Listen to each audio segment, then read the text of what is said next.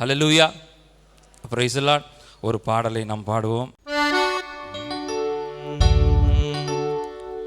தூண்டி விட்டு அடிக்க பார்க்கிறான் பிசாசு, உன்னை ஆசை காட்டி அழிக்க பார்க்கிறான் மிக தந்திரமா. தூண்டி விட்டு வேடிக்கை பார்க்கிறான் பிசாசு, உன்னை ஆசை காட்டி அழிக்க பார்க்கிறான் மிக தந்திரமா. தூண்டி விட்டு வேடிக்கை பார்க்கிறான். தூண்டி விடாதே அவனை அண்ட விடாதே, தூண்டி விடாதே அவனை அண்ட விடாதே. இடம் கொடுத்தால் புகுந்திடுவான், அழிவுக்குள்ளே நடத்திடுவான். தூண்டி விட்டு வேடிக்கை பார்க்கிறான் பிசாசு, உன்னை ஆசை காட்டி அழிக்க பார்க்கிறான் மிக தந்திரமா. தூண்டி விட்டு வேடிக்கை பார்க்கிறான்.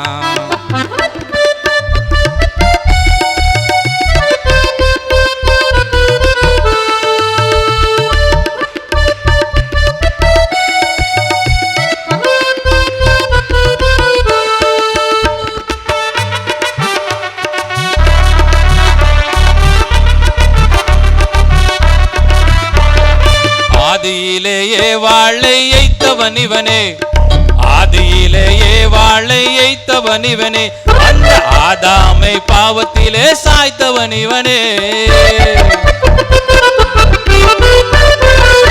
ஆதியிலேயே வாளை எய்த்தவன் இவனே, அந்த ஆதாமை பாவத்திலே சாய்த்தவன் இவனே. ஒரு மரத்தில் பழுத்த கனியை காட்டி முழு உலகத்தை அழித்திடவே தூண்டி விட்டு வேடிக்கை பார்க்கிறான் பிசாசு, உன்னை ஆசை காட்டி அழிக்க பார்க்கிறான் மிக தந்திரமா. தூண்டி விட்டு வேடிக்கை பார்க்கிறான்.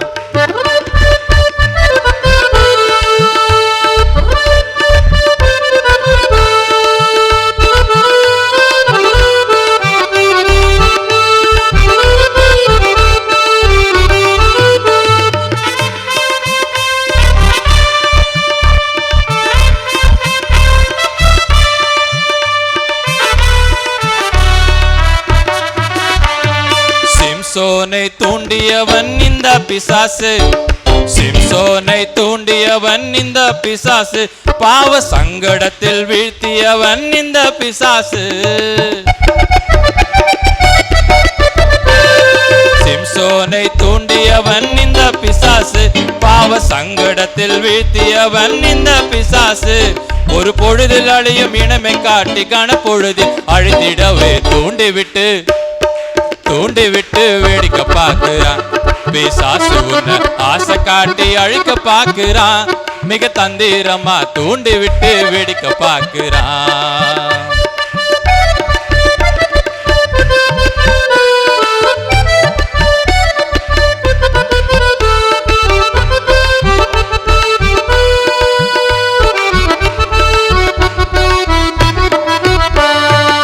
யூதாசை தூண்டியவன் இந்த பிசாசு, யூதாசை தூண்டியவன் இந்த பிசாசு.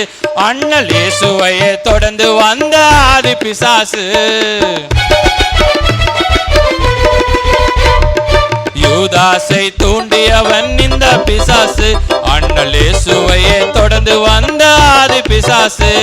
இனி தூண்டி விட்டால் நுழைந்திடுவான், தருண தேடி அலையும் இவன். தூண்டி விட்டு வேடிக்கை பார்க்கிறான் பிசாசு, உன்னை ஆசை காட்டி அழிக்க பார்க்கிறான் மிக தந்திரமா. தூண்டி விட்டு வேடிக்கை பார்க்கிறான். தூண்டி விடாதே அவனை அண்ட விடாதே, தூண்டி விடாதே அவனை அண்ட விடாதே. தூண்டி விட்டால் நுழைந்திடுவான், தூண்டி விட்டால் நுழைந்திடுவான், அழிவுக்குள்ளே நடத்திடுவான். தூண்டி விட்டு வேடிக்கை பார்க்கிறான் பிசாசு, உன்னை ஆசை காட்டி அழிக்க பார்க்கிறான் மிக தந்திரமா. தூண்டி விட்டு வேடிக்கை பார்க்கிறான் பிசாசு, உன்னை ஆசை காட்டி அழிக்க பார்க்கிறான் மிக தந்திரமா. தூண்டி விட்டு வேடிக்கை பார்க்கிறான். ஹல்லேலூயா, பிரைஸ் தி லார்ட், ஹல்லேலூயா. இந்த பாடல் பாடின உடனே நான் எந்த சப்ஜெக்ட் எதை பற்றி யோசிக்கிறேன் அப்படிங்கிறது உங்களுக்கு தெரிஞ்சிருக்கும். ஹல்லேலூயா, பிரைஸ் தி லார்ட். நான் ஆவிகளை பற்றி சில வார்த்தைகளை உங்கள்கிட்ட பேசலாம் அப்படின்னு நினைக்கிறேன். ஆவிகள் நிறையா இருக்குது. நமக்கு தெரிஞ்ச ஆவி கொட்டை ஆவி, சோறில் வேகிற ஆவி, இந்த மாதிரி நிறைய ஆவிகள் நமக்கு ப்ராக்டிக்கலாக தெரியும். ஆனால் வேதத்தில் ஒரு வசனம் சொல்லுகிறது பாருங்கள், 2 கொரிந்தியர் 2:11 பாருங்களேன். சாத்தானாலே நாம் மோசம் போகாதபடிக்கு அப்படி செய்தேன், அவருடைய தந்திரங்கள் நமக்கு தெரியாதவைகள் அல்லவே. அவருடைய தந்திரங்கள் நமக்கு தெரியாதவைகள் அல்லவே. இது நம்ம வசனங்கள், இந்த வார்த்தை நம்ம நிறைய வாட்டி கேட்டிருக்கிறோம். சாத்தானுடைய தந்திரங்கள் நமக்கு தெரியாதவைகள் அல்லவே. அவனுடைய தந்திரங்கள் பல நேரம் நமக்கு தெரிஞ்சிருந்தாலும் வேதத்தில் படித்து கொஞ்ச நேரம் அதை நம்ம படித்து ஆராய்ச்சி பண்ணி பார்த்தா நிறைய விஷயங்கள் அவனுடைய தந்திரங்கள் நமக்கு சிலவற்றை தெரியாதவர்களாக தான் இருக்குது. அவன் எப்படி செய்கிறான்? ஏன்னா அவன் தந்திரக்காரனாக இருக்கிறதுனால அவன் பொய்யனும் பொய்யுக்கு பிதாவும் எல்லா பேருடையவனும் அவன் தான். எவ்வளோ உலகத்தில் மோசமான ஒரு பேர்களை உடையவன் சாத்தான் என்றால் எல்லா மோசமான பேர்களும் சாத்தானுக்கு மட்டும்தான் இருக்குது. என்னென்ன பேர், அவன் பொய்யன்னா அவன் தான். அவன் அவன் அவன் உலகத்தின் அதிபதி, அவனுக்கு என்னென்னமோ பேர் இதில் கொடுத்துருக்குது. இப்போ சாத்தானை பற்றி உயர்வாக பேசிகிட்டு இருக்கிறேன் பாருங்கள். இப்போ நான் அவன் உலகத்தின் அதிபதி. அவன் இன்னொன்று உலகத்தின் தேவன். யார் உலகத்தின் தேவன்? பேசுங்களேன். உலகத்தின் தேவன் 2 கொரிந்தியர் 4 வாசிங்க. இப்பிரபஞ்சத்தின் தேவனானவன் போதும், இந்த பிரபஞ்சத்தின் தேவனானவன் என்று அவன் பேரை கொடுத்துருக்குது. ஆண்டவர் பாருங்க, இந்த உலகத்தை அவனு கையில் கொடுத்துருக்கிறார், பிசாசு கையில் கொடுத்துருக்கிறார். நமக்கு தெரியும், நமக்கு நிறைய விஷயத்தில் அவன் சாத்தான் கிரியை செய்துட்டே இருக்கிறான். சாத்தானுடைய தந்திரங்கள் தெரியாதவைகள் அல்லவே. சாத்தான் எங்கேருந்து உருவானா அப்படிங்கிறது நமக்கு நல்லா தெரியும். ஏன்னா அவன் கர்த்தர் படைத்தார், 3 பிரதான தூதர்களை படைத்தார். அந்த தூதர்கள் மூலமாக அந்த லூசிஃபர் என்றவனை அவன் சொன்னான். அவன் மனதுக்குள்ளே நினைச்சான், வானத்துக்கு ஏறுவேன், நட்சத்திரங்களுக்கு என்னை கூட்டை கட்டுவேன் சொன்ன உடனே அவன் மனதுக்குள்ளே நினச்ச உடனே ஆண்டவர் அங்கேருந்து அவன் விழத்தள்ளினார். கர்த்தருடைய ஒரு பெரியான ஒரு காரியம் என்னென்னா, ஒரு கோட்பாடு என்னென்னா, அவருடைய விளையாட்டுன்னு வச்சுக்கலாம், அவர் என்ன வேணால் நம்ம அதை யோசிக்கலாம். அவர் பாருங்கள், அங்கேருந்து அவர் ஒரு தூதர்களை உருவாக்கினார். தூதர்களை உருவாக்குறது அவர் சொன்னதை செய்கிறதுக்காக தூதர்களை அவர் உருவாக்கினார். அதில் ஒருத்தன் இந்த மாதிரி நான் வானத்துக்கு ஏறுவேன், நட்சத்திரங்களுக்கு என்னை கூட்டை கட்டுவேன், இந்த மாதிரிலாம் அவன் சொல்லி அந்த இடத்துல சொன்னதை பார்க்க அங்கேருந்து அவனை விழத்தள்ளினார். விழத்தள்ளின பிறகு ஆண்டவர் என்ன செய்கிறாரு பாருங்கள், ஆண்டவர் ஒரு மனுஷனை உருவாக்குறாரு. ஆண்டவருடைய எல்லா வல்லமையும் இவனுக்கு தூதருக்கு கொடுக்கப்பட்டிருக்கு. தூதனால வானத்துக்கு ஏற முடியுது, இறங்க முடியுது, திடீர்னு அவனுடைய காட்சி தர முடியுது, திடீர்னு இங்கே அவனால் நிற்க முடியும். அவனால் நின்று பிரகாசமாக, அந்த வசனம் இருக்குல்ல, வெண்ணுடை தரித்து நின்னா, பிரகாசமாக நின்னா, அவன் அப்படி இருந்த வசனங்கள் எல்லாம் தூதர்களால் அதெல்லாம் செய்ய முடியுது. ஆனால் இவ்வளோ தூரம் அவனால் செய்ய முடியுது. அவனுடைய வல்லமை அவ்வளோ இருக்குது. அவன் வானத்துக்கு ஏறுறான், இறங்குறான், எல்லா வல்லமையும் இருக்குது. ஆனால் ஒன்றுமே இல்லாத, வல்லமையே இல்லாத ஒரு சாதாரணமாக மண் எடுத்து ஒரு மனிதர்களை உருவாக்கின நோக்கம் ஆண்டவராக இயேசு கிறிஸ்து அந்த மாதிரி செய்திருக்கிற நோக்கம் என்னன்னு பாருங்க. ஒரு வல்லமையானவனை ஜெயிக்கிறதுக்கு ஒரு மண்ணான மனுஷனை உருவாக்குறார் ஆண்டவர். ஹல்லேலூயா. ஒரு வல்லமையான ஆளை ஜெயிக்கிறதுக்கு, ஏன்னா வசனம் சொல்லுகிறது, பிசாசானவன் ஒருத்தன் கிடையாது, அவன் கீழே நிறைய பேர் இருக்கிறான். இந்த உலகம் எங்கும் நிறைந்திருக்கிறான். பிசாசானவன் இந்த உலகமெங்கும் நிறைந்திருக்கிறான். அவனுக்கு பல நேரத்தில் இந்த ஆதாரங்கள் நமக்கு கொடுக்கப்பட்டிருக்கிறது. அவன் இந்த உலகத்தின் அதிபதியாக இருக்கிறான், இப்பிரபஞ்சத்தின் அதிபதியாக இருக்கிறான், இந்த பிரபஞ்சத்தின் தேவனாக இருக்கிறான். எல்லாம் நமக்கு இதுக்கு எல்லாத்துக்கும், இப்போ நான் எடுக்கிற சப்ஜெக்ட்டுக்கு எல்லாத்துக்குமே ஒரே ஒரு அடிப்படை ஆதாரம்னு பார்த்தா, ஆண்டவர் கரெக்டாக சொன்னதுன்னு பார்த்தா யோபுவை நம்ம எடுத்துக்கலாம்.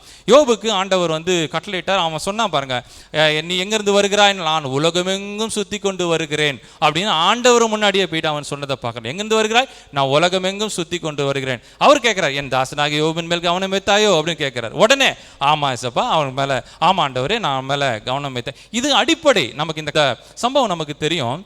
இது அடிப்படை. இந்த நான் எடுக்கிற இந்த எல்லா சப்ஜெக்ட்டுக்கும் பார்த்தீங்கன்னா அது அடிப்படை ஒரு ஆதாரமாக இருக்கிறது. இந்த உலகத்தின் அவன் கையில், அவன் பிடியிலே ஆண்டவர் கொடுத்து வச்சிருக்கிறார். யோசிச்சு பாருங்க, ஆண்டவர் அவனை ஒரு வேலைக்காரனாக தான் பயன்படுத்துகிறார். நிறைய விஷயத்தில் நம்ம யோசிச்சு பார்த்தோம்னா, அவன் ஒரு எக்ஸாமினர், அவன் ஒரு சோதனைக்காரனாக அவன் உருவெடுத்திருக்கிறான். இருந்தாலும் அவனால் ஆண்டவரை ஜெயிக்க முடியாதுன்னு அவனுக்கே தெரியும். ஏன்னா நம்மளை விட பிசாசுக்கு ஆண்டவரை பற்றி நல்லா தெரியும். ஏன்னா அவர் உருவாக்கணும். ஏன்னா ஆண்டவர் தான் உருவாக்குனாரு, நம்ம தூதர்களை உருவாக்குனாரு. அதுலேருந்து ஒருத்தன் வந்து மாறுபட்டு இந்த மாதிரி பிசாசானவனா மாறிட்டு அங்கேருந்து கீழத்தல்னாங்க பிசாசானவனா மாறினார். ஆண்டவருடைய கோட்பாடு பாருங்க, நான் வந்து தூதர்களில் ஜெயிக்க வேண்டிய அவசியம் கிடையாது. நான் உருவாக்கினேன் பாருங்க, ஒருத்தனை வல்லமையே இல்லாமல் ஒருத்தனை உருவாக்கினேன், மண்ணெடுத்து உருவாக்கினேன், அவனை வச்சு ஒன்றை ஜெயிக்கிறேன். ஹல்லேலூயா, ஹல்லேலூயா. அவர் யோசிக்கிறத பாருங்க, ஆண்டவருடைய கோட்பாடு பாருங்க. அவர் யோசிக்கிறதெல்லாம் நம்ம யோசிச்சு பாருங்களேன். அவர் எப்படி யோசிச்சிருக்காரு பாருங்க. என்னுடைய வல்லமை எல்லாம் உனக்கு கொஞ்சம் இருக்குது. என்னுடைய வல்லமைனா ஆண்டவருடைய வல்லமை எல்லாம் பிசாசுக்கு இருக்குதுன்னு சொல்ல வரல. ஆண்டவர் பிசாசை ஜெயிக்கிறதுக்கு எல்லா வல்லமையும் இருக்குது. ஆண்டவர் அவனை பயன்படுத்திட்டு இருக்காரு. ஆனா அவனுக்குள்ள, அவன் மனசுக்குள்ள அவன் யோசிக்கிறான் பாருங்க, நான் வானத்துக்கு ஏறுவேன், நான் நட்சத்திரம். கொஞ்சம் அவனுக்கு வந்து ஒரு பர்மிஷன் கொடுத்த உடனே அவன் அங்கே ஏறுவேன், இங்கே ஏறுவேன், நான் வந்து நட்சத்திரங்களை கூட்ட கட்டுவேன், அவ்வளோ வல்லமை எனக்கு இருக்குன்னு தனக்குத்தானே அவன் சொல்லிக்கொண்டா ஒன்ன ஜெயத்துக்கு நான் தேவையில்லை, என் பிள்ளைங்களை உருவாக்குறேன், ஒன்னுத்துக்கு உதவாத மண் எடுத்து நான் இந்த சமுதாயத்தில் உருவாக்குறேன், அவன் வந்து உன்னை ஜெயிப்பான், அவங்க வச்சு நான் உன்னை ஜெயிப்பேன் ஆண்டவர் சொல்லுகிறார். ஹல்லேலூயா, பிரைஸ் தி லார்ட், ஹல்லேலூயா. நீங்க படிச்சு இதில் அடுத்து நம்ம பார்த்துட்டே இருங்க. இந்த உலகத்தின் அதிபதி, இன்னைக்கு கொஞ்சம் ஒரு கேள்வி நம்ம மனசுல எழலாம். எப்படி இந்த உலகத்து பூமியும் அதன் குடிகளும் கர்த்தருடையது அப்படின்னு வேதத்தில் இருக்குது. எப்படி இந்த உலகத்தை அவனுக்குள்ள பிசாசுக்கு ஆண்டவர் ஒப்படைச்சாருன்னு பார்த்தா நிறைய விஷயங்கள் அவர் ஒன்றும் ஒப்படைக்கல, இவன் எடுத்துக்கிட்டான். இப்படி தான் நம்ம நிறைய விஷயம் நம்ம பார்க்குறோம். இதில் இன்னொரு எக்ஸாம்பிள் பார்த்தா, நம்ம பார்த்தது யோபுவை பார்த்தோம். உலகமெங்கும் சுற்றி கொண்டு வருகிறான் என்றால் அவன் வந்து ஒரு மனிதன் மேலே அவன் உரிமை எடுத்துக்கிறான். நான் வந்து உரிமை எடுத்துக்கிறேன்னா சில நேரம் கர்த்தரே அதுக்கு அனுமதியும் கொடுக்குறாரு. நிறைய நேரத்தில் பாருங்கள், அவர் நிறைய நம்ம சம்பவம் சொல்லலாம். நம்ம பார்வோனுடைய இருதயத்தை கர்த்தர் கடினப்படுத்தினார். யோபுவை வந்து பிசாசு கையில் ஒப்படைச்சாரு, சவுலை பிசாசு கையில் ஒப்படைச்சாரு. நிறைய நேரத்தில் பார்த்தீங்கன்னா ஆண்டவரே வந்து அதுக்கு அனுமதி கொடுக்குறாரு. என் பிள்ளைகளை நீ சோதி, ஆனாலும் அவனை நான் பார்த்துக்குவேன், நான் காப்பாற்றிக்குவேன்னு சொல்லி நிறைய நேரம் ஆண்டவரே அதுக்கு அனுமதி கொடுக்குறாரு. இதெல்லாம் போக ஆண்டவரையே போய் சோதிச்சான் இல்லையா? ஆண்டவரே போயிட்டு அவன் கரெக்டாக எந்த நேரத்தில் யாரை எப்படி தட்டலாம் அப்படிங்கிறது அவன் தந்திரக்காரன் இல்லையா? அதனால எல்லாருடைய வீக்னஸ் அவனுக்கு தெரியுது. நம்மளுடைய வீக்னஸும் எல்லாருடைய வீக்னஸும் எந்த நேரத்தில் தட்டினா யார் உழுவா, எதில் அவனை சாப்பாட்டு பிரி இருந்தான்னு வச்சுக்கோங்க, கரெக்டாக சாப்பாடில் வந்து நிற்பான். ஒரு நல்லா சுகர் இருக்கும், அவருக்கு இருக்கும் அப்படியும் 500-600, ஆனால் அந்த ஸ்வீட்டை பார்த்த உடனே அந்த அளவுக்கு ஆசை வரும், அங்கே வைக்கிறான் சாத்தான். சின்ன சின்ன விஷயங்கள் நம்ம யோசிப்போம் இல்லையா? நம்ம சாதாரணமாக அன்றாட வாழ்க்கையில் இதெல்லாம் பிசாசா அப்படின்னா, பிசாசு எப்படி நமக்குள்ளே இருக்கிறானா இல்லையா அப்படின்னு தெரிஞ்சுக்கிறதுக்கு வெளியே இன்னொருத்தர் வந்து நமக்கு சர்டிஃபிகேட் கொடுக்க வேண்டிய அவசியமே கிடையாது. நம்ம உட்காந்து பொறுமையாக நமக்குள்ள என்னென்ன எண்ணங்கள் இருக்குது, நான் என்னென்ன செய்கிறேன்னு சொல்லி நம்ம சிந்திச்சாலே போதும். நமக்குள்ள பிசாசு இருக்கிறானா ஆண்டவர் இருக்கிறாரா, எத்தனை பர்சன்டேஜ் பிசாசு இருக்கிறான், எத்தனை பர்சன்டேஜ் ஆண்டவர் இருக்கிறாரு அப்படிங்கிறத நமக்கு நாமே தெரிஞ்சுக்க முடியும். நம்ம ஒன்றும் இல்லை, கண்ணை மூடி என்னங்க நான் மற்ற மேலே பொறாமப்படுறேன்னா, சின்ன சின்ன விஷயங்கள் தான். நான் மற்ற மேலே பொறாமப்படுறேன்னா, நான் ஏதாவது அசந்தரப்பமாக தேவையில்லாத பொய் சொல்கிறேன்னா, தேவையில்லாத கோவப்படுறேன்னா, ஆண்டவர் சொல்கிறாரு பாருங்க, கோபம் வந்தாலும் பாவம் செய்யாதுன்னு சொல்கிறாரு ஆண்டவர். கோபம் வரும், கோபம் வரலன்னா மனுஷனே கிடையாது. கோபம் எல்லாருக்கும் வரும். ஆனால் அந்த கோபத்தை எதில் காட்ட சொல்கிறாருன்னா, நான் ஆலயத்துக்கு வந்துடுவேன், வந்தே தீருவேன், அவங்க வராங்களே நான் வருவேன், அதில் காட்டணும் கோபத்தை இல்லையா? எல்லா விஷயத்திலும் சொல்கிறேன். நான் வந்து எதுக்கு நல்லது செய்யணும்னா, அவங்கெல்லாம் மற்றவங்களுக்கு ஏழைகளுக்கு நல்லது செய்ய நான் செய்வேன் அப்படிங்கிற அதில் கோவத்தை காட்ட சொல்கிறார் ஆண்டவர். தவிர நம்ம என்ன செய்கிறோன்னா வேறு மாதிரி ஒரு ஈகோவில் கோவத்தை காட்டினா அதில் பிசாசு வந்து நிற்கிறான். கோவம் வந்தாலும் அது பாவமாக மாறுது. அப்போ பிசாசு வந்து உட்கார்றான். எல்லா விஷயத்திலையும் எடுத்துக்கோங்களேன். அப்போ நான் நார்மலாக ஆண்டவர் எவ்வளோ இந்த உலகத்தில் வந்து எல்லாத்தையும் ஆண்டு கொள்ளுங்கள்னு சொன்னார், எல்லாத்தையும் சாப்பிடுன்னு சொல்கிறாரு. ஆனால் நமக்கு சுகர் வரும்போது அதை தொட்டால் அது பிசாசு இல்லையா? நமக்கு அது ஒத்துக்காது, இந்த ஃபுட்டு நமக்கு ஒத்துக்காதுன்னு சொல்லி அப்போ போய் நம்ம கை வைக்கிறோன்னா அதில் பிசாசு இருக்கிறான். எல்லாத்துலேயும் பிசாசு இருக்கிறான்னு கேட்டால் ஆமாம், எல்லாத்துலேயும் பிசாசு இருக்கிறான். சகலத்திலையும் அவன் இருக்கிறான். அவன் நம்மளை பார்த்து கொண்டிருக்கிறான். எவனை விழுங்கலாமோ என்று வகை தேடி சுற்றி திரிந்துட்டு இருக்கிறான். நம்ம வீட்டை சுற்றி தான் வந்து நேருகிறான். அவன் நம்ம வரான், வீட்டு முன்னாடி வரான், பின்னாடி வரான், எங்கெங்கே என்னென்ன செய்கிறோம், நம்ம என்னென்ன தப்பு செய்கிறோன்னு ஒரு நொடி கொண்டு பார்த்துட்டே இருக்கிறோம். அது பெரிய எக்ஸாம்பிள் நமக்கு மோசே. அவர் அவ்வளோ தூரம் வழி நடத்தினார். திக்குவாயும் மந்தனாவும் உள்ளவனை கொண்டு வந்து, சாதாரண மனுஷன்தான், நீ போ அங்கே இருக்கிற அடிமைத்தனத்தில் இருக்கிற எல்லாரையும் கூட்டிட்டு வான்னு சொல்லி அனுப்புனா, அவன் சொல்லிட்டான் கடைசியில் எவ்வளோ அற்புதங்களை அவரை மோசேவை கொண்டு ஆண்டவர் செஞ்சு அவரை எவ்வளோலாம் வழி நடத்தி கூட்டம் வந்தால் லாஸ்ட்டில் வந்து கேட்குறான், இது என்னுடைய சரீரம். ஒரே ஒரு வார்த்தை தான் அடினாரு. அவன் பேசினாரு, இவன் அடித்தான், அவ்வளோதானே. அது உடனே அவன் தர்க்கம் பண்ணி வந்து நிற்கிறான். அது நல்லா நம்ம நோட் பண்ணி பார்க்கணும். சின்ன ஆனாலும் மோசேவை ஆண்டவர் விட்டு கொடுக்கல. அதுதான் அதில் நமக்கு லாஸ்ட் ஃபைனல். அதுதான் அவங்க தர்க்கம் பண்ணினாலும், பிசாசு வந்து தர்க்கம் பண்ணினாலும், ஆனாலும் ஆண்டவர் நம்முடைய கர்த்தருடைய பிள்ளைகளை அவர் விட்டு கொடுக்கல, எந்த இடத்துலையும் விட்டு கொடுக்கலங்கிறது நமக்கு நல்லா தெரியுது. இந்த படத்தில் பாருங்க, இயேசுவை அந்த சோதிக்கும்படி பிசாசு வந்து நிற்கிறான். லூக்கா சுவிசேஷம் 4:1 படிங்க. அந்த சம்பவம் நமக்கு தெரியும், இருந்தாலும் அதில் உள்ள சின்ன சின்ன நுணுக்கங்களை நம்ம பார்க்கலாம். படிங்க. இயேசு பரிசுத்த ஆவியினாலே நிறைந்தவராய், இயேசு பரிசுத்த ஆவியானவர் நிறைந்தவராய் யோர்தானை விட்டு திரும்பி ஆவியானவராலே வனாந்திரத்துக்கு கொண்டு போகப்பட்டார். ஆவியானவராலே வனாந்திரத்துக்கு கொண்டு போனார். எதுக்கு? சோதிக்கிறதுக்கு. ஆண்டவரையே பிதாவானவர் சோதிக்கிறார். எப்படி சோதனையை ஜெயிக்கணும்னு சொல்லி அவர் கத்து தந்துட்டு போறாரு. இந்த உலகத்துல வந்து நமக்கு கத்து தந்துட்டு போறாரு, எப்படி பிசாசை நம்ம ஜெயிக்கணும்னு சொல்லி. நானே அதுக்கு உட்பட்டிருக்கிறேன், நீங்க எம்மாத்திரம் அப்படின்னு சொல்றாரு. நானே சோதிக்கப்பட்டிருக்கிறேன், நானே என் முன்னாடி நிற்கிறான் பிசாஸ், நான் தான் உருவாக்கினேன், என் வல்லமை என்னன்றது அவனுக்கு தெரியும், நான் ஒரு நொடியில் அவனை ஊதிடுவேன்றது அவனுக்கும் தெரியும். ஆனால் ஆண்டவர் அதை செய்யலை. பாருங்க, அதை படிச்சு பாருங்க. அது படிங்க. 40 நாள் பிசாசினால் சோதிக்கப்பட்டார். சோதிக்கப்பட்டு அவன் வனாந்திரத்துக்கு அழைக்கப்பட்டதே சோதிக்கிறதுக்கு அவர் அழைக்கப்பட்டது.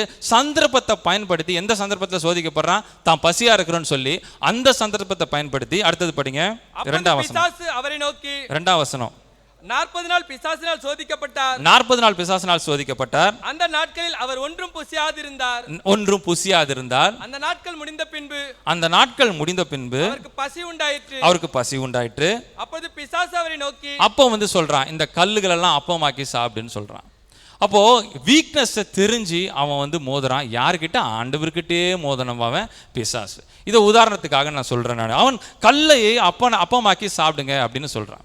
தாழ விழுந்து குனி, நான் இந்த உலகத்தையே உனக்கு தரேன்னு சொல்றான். யாரு?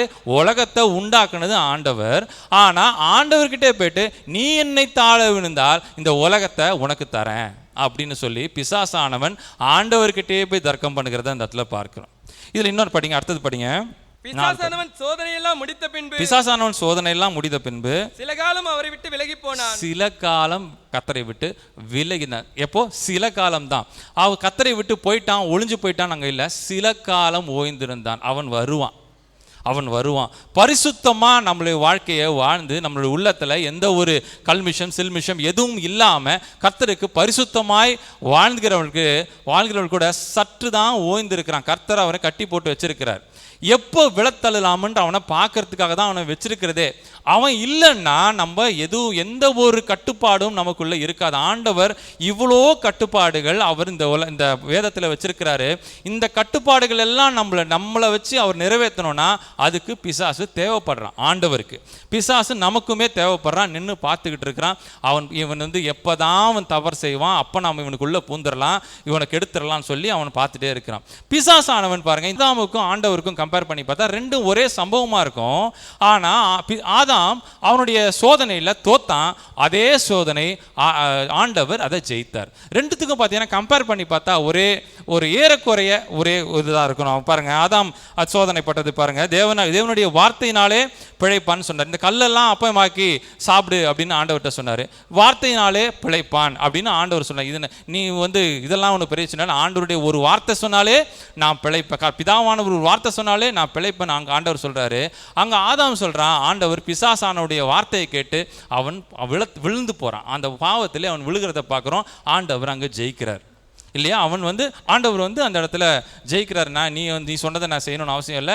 கர்த்தர் என்ன ஒரு வார்த்தை சொன்னால் அதனாலே நான் பிழைப்பேன். நான் இதை கல் அப்பமாக்கி சாப்பிடணும்னு எனக்கு அவசியம் இல்லை, ஏன்னா அவர் உபவாசம் இருக்கிறாரு. இந்த கல் அப்பமாக்கி சாப்பிடணும் எனக்கு அவசியம் இல்லை, தேவனுடைய வார்த்தையினால நான் பிழைப்பேன். ஆனால் அங்கே வந்து கர்த்தர் சொன்ன வார்த்தையை விட்டு அவன் மீறி பாம்பு சொல்கிற வார்த்தையை அவன் கேட்கறது அந்த இடத்துல பார்க்குறோம். அடுத்தது பாருங்க, கீழே தாழ விழுந்து பணிந்து கொள் அப்படின்னு ஆண்டவரை பார்த்து அவன் சொல்கிறான். இந்த இடத்துல ஆதாம் வந்து சொல்கிறான், கீழே விழுந்து தாழ விழுந்து பணிந்து கொள்ள, நீ இதை சாப்பிட்டீன்னா தேவர்கள் போல ஆகிடுவேன். இது பாருங்க, ரெண்டும் ஒரே மாதிரி இருக்கும். பாருங்க, தேவல போற நீ மாறிடுவேன் அங்க அவரை வந்து ஆசை காட்டுறான். இங்க வந்து அவரு ஒரு வசனத்தையும் கோட் பண்ணி ஆண்டவர்கிட்ட சொல்றதை நம்ம பார்க்கிறோம். நீங்க தானே சொன்னீங்க தூதர்கள் உன்னை ஏந்தி கொள்வார்கள் அப்படின்னு சொல்றீங்களா, அப்ப நீ குதிங்க, தூதர்கள் ஏந்தரா பார்க்கலாம் அப்படின்னு ஆண்டவரே கிண்டல் பண்ணுறான் பிசாசு. அவர் அதில் ஜெயிக்கிறாரு. நீ ஒன்றும் பிரச்சனை கிடையாதுன்னு அந்த இடத்துலையும் ஆண்டவர் ஜெயிக்கிறத நம்ம பார்க்குறோம். அடுத்தது இன்னொரு சோதனை கொடுக்குறான், சாப்பாடில் வைக்கிறான். அங்கே கனியை புசிக்காதன்னு சொல்லிட்டு போடார் ஆண்டவர். இது நீ புசிச்சால் சாகவே மாட்டேன், நீ தேவர் போகிற மாறி வேண்டாரு. அந்த இடத்துல ஆதாம் தோத்துட்டான், அதை சாப்பிட்டான். இங்கே இவர் சொல்கிறாரு, நான் ஆண்டவருடைய வார்த்தையினால் பிழைப்பேன், நான் சாப்பிடணும் அவசியம் இல்லை அப்படின்றார். இது ரெண்டத்தையும் ஈக்குவல் பண்ணி பாருங்களேன். இவன் தோத்தான், ஆண்டவர் ஜெயிச்சார். ஹல்லேலூயா, ஹல்லேலூயா. அவன் தோத்ததுனால இன்னைக்கு நம்ம அனுபவிச்சுட்டு இருக்கிறோம். ஆண்டவர் இன்றைக்கும் நம்மளுடைய மத்தியில் கிரியை செய்துட்டு இருக்கிறத நம்ம பார்க்கிறோம். அடுத்தபடியாக பாருங்களேன், 1 யோவான் 3:8 படிங்களேன். 1 யோவான் 3:8.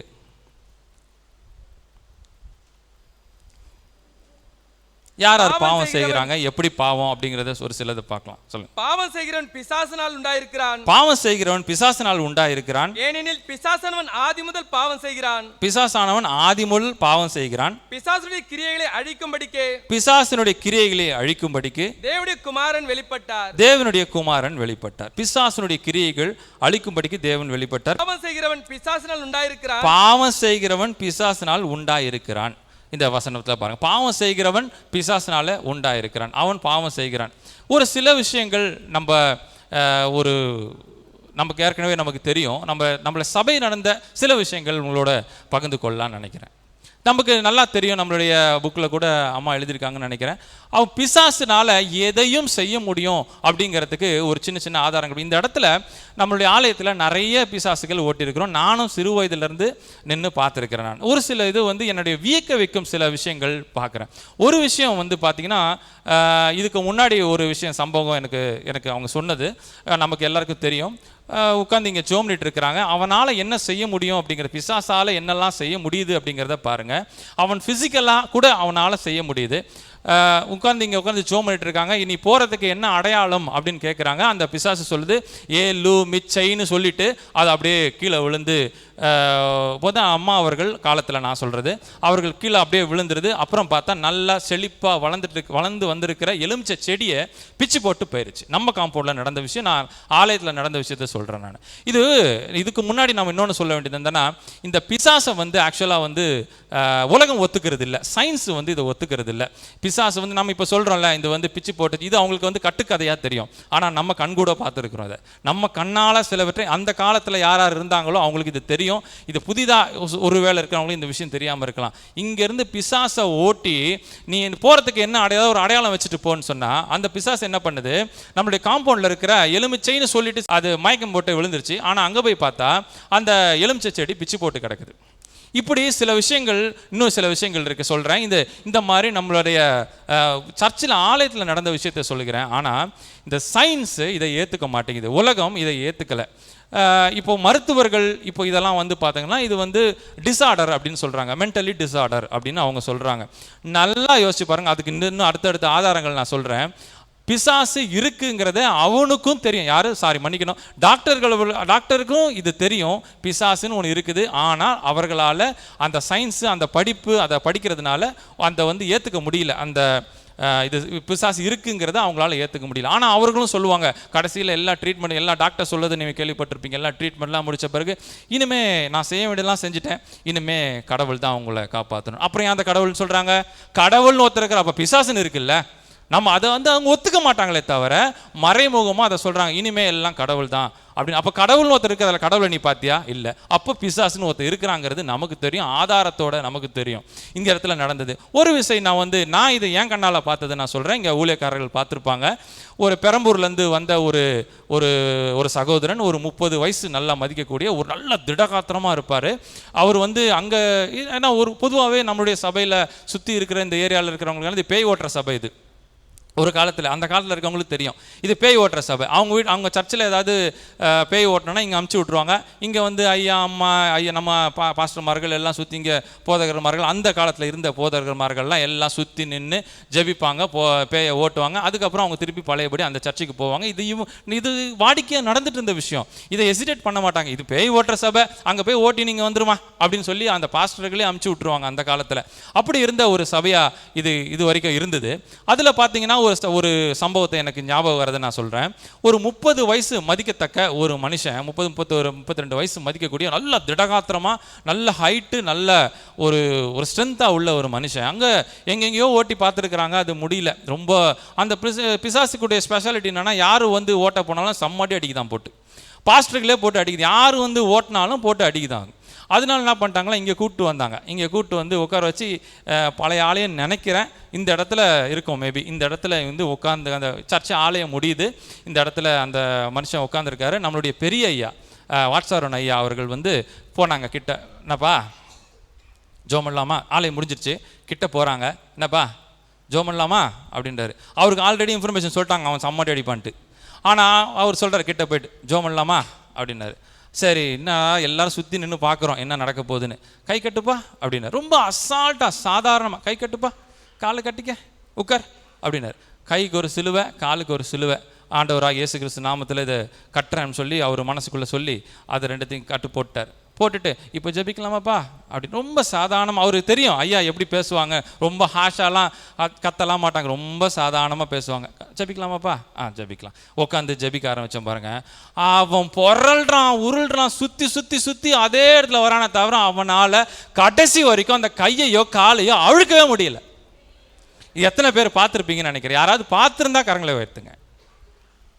பார்த்துருக்கீங்க இல்லையா? அந்த நாளில் இந்த சம்பவம் இது நடந்தது, இந்த இடத்துல நடந்தது. இது வந்து ஒருவேளை மற்றவங்களுக்கு இது சயின்ஸ், அதுதான் அப்படி சொன்னேன், சயின்ஸை நம்புகிறவங்களுக்கு இதை நம்ப மாட்டாங்க. இது ஏதோ கட்டுக்கதைன்னு. கண்ணால் பார்த்தவங்க நாம, கண்ணால் இந்த இடத்துல நம்ம சபையில் இது போல் பல காரியங்கள் இருக்குது. இன்றைக்கி நம்மளுடைய போதகர்மார்கள், இங்கே இருக்கிற போதகர்மார்கள் கேட்டாலே சொல்லுவாங்க, நூற்றுக்கணக்கான சம்பவத்தை சொல்லுவாங்க.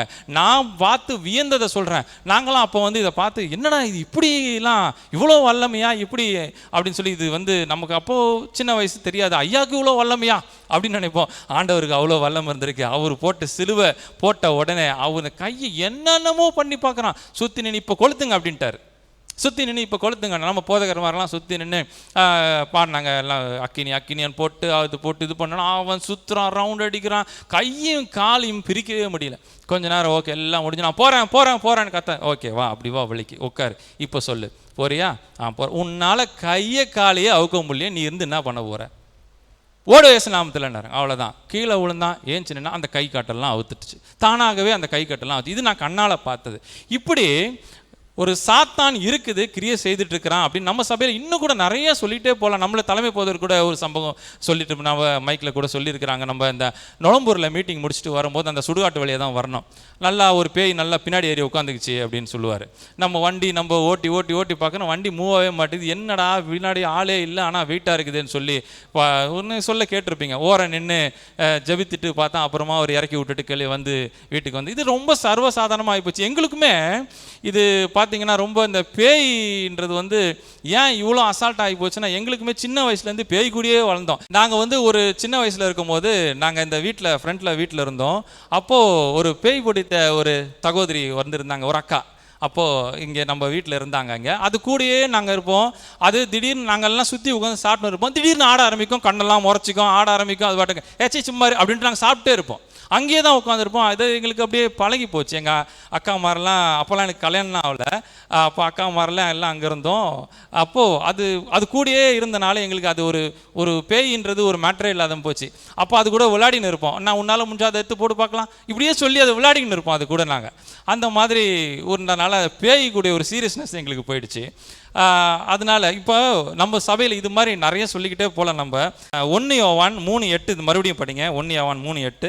பாவம் செய்கிறவன் பிசாசினால் உண்டாயிருக்கிறான். ஏனெனில் பிசாசானவன் ஆதி முதல் பாவம் செய்கிறான். பிசாசுடைய கிரியைகளை அழிக்கும்படிக்கே தேவகுமாரன் வெளிப்பட்டார். 10ஆம் வசனம். இதனாலே தேவனுடைய பிள்ளைகள் இன்னார் என்றும் பிசாசின் பிள்ளைகள் இன்னார் என்றும் வெளிப்படும். சுய பரிசோதனை முதல்ல சொன்னது ஆண்டவர் சொன்னார் பார்த்தீங்களா, திருவிருந்து கொடுக்கும்போது அவனவனுக்கு யோசிச்சுக்கோங்க. நீங்க உங்களுடைய பாவங்களை யோசிச்சுக்கிட்டு நீங்க வந்து உட்காந்து திருவிருந்து எடுங்கன்னு சொன்னாங்க பார்த்தீங்களா. சுய பரிசோதனை இதுதான் இதுல ரொம்ப முக்கியம். அடுத்தவன் யாராலையும் நம்மளால எவன் ஒருவனும் எவன் ஒருவனும் யாரையும் குற்றப்படுத்தவே முடியாது. நீ இப்படி பொய்யானவன், நீ பொய் சொல்ற, நீ ஏமாத்துறன்னு சொல்லி யாராலையும் சொல்ல முடியாது. அன்லஸ் நான் ஒத்துக்கணும், நான் பொய் சொன்னேன், நான் அவனை ஏமாத்தினேன், நான் ஒத்துக்கிட்டாதான் உண்மையை தவிர யாரையும் ஜட்ஜ் பண்ணவே முடியாது. ஜட்ஜ் பண்றது நம்மளுடைய ஆண்டவராக இயேசு கிறிஸ்து மட்டும்தான். அதுல தான் இந்த வசனம் சொல்லுகிறது, இதனாலே தேவனுடைய, மறுபடியும் 10ஆம் வசனம், இதனாலே தேவனுடைய பிள்ளைகள் இன்னார் என்றும், இதனாலே தேவனுடைய பிள்ளைகள் இன்னார் என்றும், பிசாசின் பிள்ளைகள் இன்னார் என்றும், பிசாசினுடைய பிள்ளைகள் இன்னார் என்றும் வெளிப்படும். ஹல்லேலூயா. அதே போல யூதா 1:9 படிங்க. பிரதான தூதனாகிய மிகாவேல், பிரதான தூதராகிய மிகாவேல் மோசேயுடைய சரீரத்தை குறித்து பிசாசுடைய தர்க்கித்து பேசின போது அவனை தூஷணமாய் குற்றப்படுத்த துணியாமல் கர்த்தர் உன்னை கடிந்து கொள்வார்கள். ஏன்னா அது ஏற்கனவே நான் சொன்னதுனால பாத்தீங்களா, மோசேவை லாஸ்ட்ல தர்க்கம் பண்றாரு. அதே நேரத்தில் பாருங்க, மிகாவேல் அந்த ஆண்டவர் சொன்ன மாதிரி பிரதான தூதர் மிகாவேல், காப்ரியேல் இவங்கெல்லாம் இருக்கிறாங்க. அதே மாதிரி லூசிஃபர் இருந்தாரு. அவர்கள் இந்த பிரதான தூதர்கள் பார்த்தீங்கன்னா, அந்த மிகாவேல் ஆக்சுவலாக அவர் தர்க்கம் பண்ணி அது ஜெயம் வாங்கி கொடுக்குறவர் தான் அவர். ஆனால் அந்த நேரத்தில் அவர் சொல்லுகிற வார்த்தை, இது நானாக தான் சொல்கிறேன், அந்த நேரத்தில் சொல்கிற வார்த்தை பாருங்கள், அவர் தர்க்கம் பண்ணலை, ஆண்டவர் உன்னை கடிந்து கொள்வாராக அப்படின்னு அவர் சொல்கிறார். ஆனால் மிகாவேல் தர்க்கம் பண்ணல. ஏன்னா இவங்க ஒருவேளை அப்படி யோசிக்கிறேன் நான், வேற ஒன்று, இவங்கெல்லாம் ஒரே ஃப்ரெண்ட்ஸாக இருந்தவங்க இல்லையா, மிகாவேலாக இருக்கட்டும், லூசிஃபராக இருக்கட்டும், கேப்ரியலாக இருக்கட்டும், இவர்கள்லாம் ஒரே இதில் படைக்கப்பட்டவர்கள், ஆண்டவரால் உருவாக்கப்பட்டவர்கள். இவர்கள் இருக்கிறதுனால மேபி நான் சும்மா ஒரு இதுக்காக சொல்கிறேன் நான், அவர்கள் சொல்கிறது பாருங்க, அவன் தர்க்கப்பட துணியவில்லை, அவன் குற்றப்படுத்த துணியவில்லை, ஆனால் கர்த்தர் உன்னை கடிந்து கொள்வாராக. யாரு? கர்த்தர் உன்னை பார்த்துக்குவாரு அப்படின்னு சொல்றத அந்த இடத்துல பார்க்குறோம். எசேக்கியேல் 28:14 படிங்க. அது ஒரு 4 வசனம் இருக்கு. எப்படி அவன் வந்தான் அப்படின்றது அதை மட்டும் படிச்சிருங்க. எசேக்கியேல் 14. நீ காப்பாற்றுகிறதற்காக அபிஷேகம் பண்ணப்பட்ட கேருப், நீ காப்பாற்றுறதுக்காக படிச்சிருங்க. தேவனுடைய பரிசுத்த பர்வதத்தில் உன்னை வைத்தேன், அக்கினிமயமான கற்களின் நடுவே உலாவினாய், நீ சிருஷ்டிக்கப்பட்ட நாள் துவக்கி உன்னை அநியாயம் கண்டுபிடிக்கப்பட்டது மட்டும் உன் வழிகளில் குறைத்து இருந்தாய், உன் வியாபாரத்தின் மிகுதியினால் உன் கொடுமை அதிகரித்து நீ பாவம் செய்தாய், ஆகையால் நான் உன்னை தேவனுடைய பர்வதத்திலிருந்து ஆகாதவன் என்று தள்ளி காப்பாற்றுகிற கேருபாய் இருந்த உன்னை, அவரு செழிப்பாயிட்டாரு, அங்கிருந்து கீழே தள்ளிட்டாங்க. அவர் வியாபாரத்தை மிகுதினால அவனை காப்பாற்றுற கேருபாய் அவனை வச்சாரு. தூதர்களை உருவாக்குனதே மக்களை காப்பாற்றுறதுக்கு. ஆனால் அவன் காப்பாற்றுறதை விட்டுட்டு வேற வேலையை செய்ய ஆரம்பிச்சதுனால அவன் அங்கிருந்து கீழே விழத்தள்ளினார். யாக்கோபு 2:19. தேவன் ஒருவர் உண்டென்று விசுவாசிக்கிறாய், தேவன் ஒருவர் உண்டென்று விசுவாசிக்கிறாய், அப்படி செய்கிறது நல்லதுதான், அப்படி செய்கிறது நல்லதுதான், பிசாசுகளும் விசுவாசித்து நடுங்குகிறதே, பிசாசுகளும் விசுவாசித்து நடுங்குகிறது. ஆண்டவரை பத்தி பிசாசுக்கும் நல்லா தெரியுது. தேவன் ஒரு உண்டு என்று சொல்லுவது நல்லதுதான், அப்படி சொல்லுகிறது நல்லதுதான், ஆனால் பிசாசுகளும் விசுவாசித்து நடுங்குகிறது. ஒரு சில விஷயங்கள் பாருங்க, நம்ம எத்தனை ஆவிகள் இருக்குன்னு பார்த்தீங்கன்னா, நிறைய வேதத்தில் நிறைய ஆவிகள் இருக்கு. ஒரு சில ஆவிகளை மட்டும் நம்ம யோசிச்சு பார்க்கலாம். பொல்லாத ஆவி, பலவீனப்படுத்தும் ஆவி, கனநித்திரையின் ஆவி, தேவனால் விடப்பட்ட பொல்லாத ஆவி, ஊமையும் செவிடுமான ஆவி, பொல்லாப்பு உண்டாக்கும் ஆவி, பொய்யின் ஆவி, சர்பத்தின் ஆவி, களம் விதைக்கிற ஆவி, இந்த மாதிரி நிறைய விதைகள், எரிச்சலின் ஆவி, இந்த மாதிரி நிறைய ஆவிகள் கிரியை செய்து கொண்டிருக்கிறது. இதெல்லாம் அன்றாட வாழ்க்கையில் நம்மளோட கனெக்ட் ஆகிற ஆவிகள். ஹல்லேலூயா. ஆவிகள் கனெக்ட் ஆகிட்டு இருக்கு நம்ம கூட. ஹல்லேலூயா, பிரைஸ் தி லார்ட். ஆவிகள் நம்ம கூட கனெக்டாக இருக்குது பாருங்கள். ஒரு சில விஷயங்கள், ஒரு சில வசனங்களை மட்டும் ஆவிகளை பற்றி ஒரு சில வசன ஆதாரங்களோட ஒரு சில வசனங்களை பார்க்குறோம். பொல்லாத ஆவி அப்படின்னு பார்க்கும்போது எபேசியர் 6:12 வசனங்கள் நிறைய இருக்குது, கொஞ்சம் படிங்க ப்ளீஸ். ஏனெனில் மாம்சத்தோடும் இரத்தத்தோடும் அல்ல, ஏனெனில் மாம்சத்தோடும் இரத்தத்தோடும் அல்ல, துரைத்தனங்களோடும் அதிகாரத்தோடும் இப்பிரபஞ்சத்தின் அந்தகார லோகாதிபதியாகும் வான மண்டலங்களில் உள்ள பொல்லாத ஆவிகளின் சேனைகளோடும், வான மண்டலத்தை மறுபடியும் ஃபர்ஸ்ட்ல இருந்து படிச்சிருங்க. ஏனெனில் மாம்சத்தோடும் இரத்தத்தோடும் அல்ல, துரைத்தனங்களோடும் அதிகாரங்களோடும் இப்பிரபஞ்சத்தின் அந்தகார லோகாதிபதியோடும் வான மண்டலத்தில் உள்ள பொல்லாத ஆவிகளின்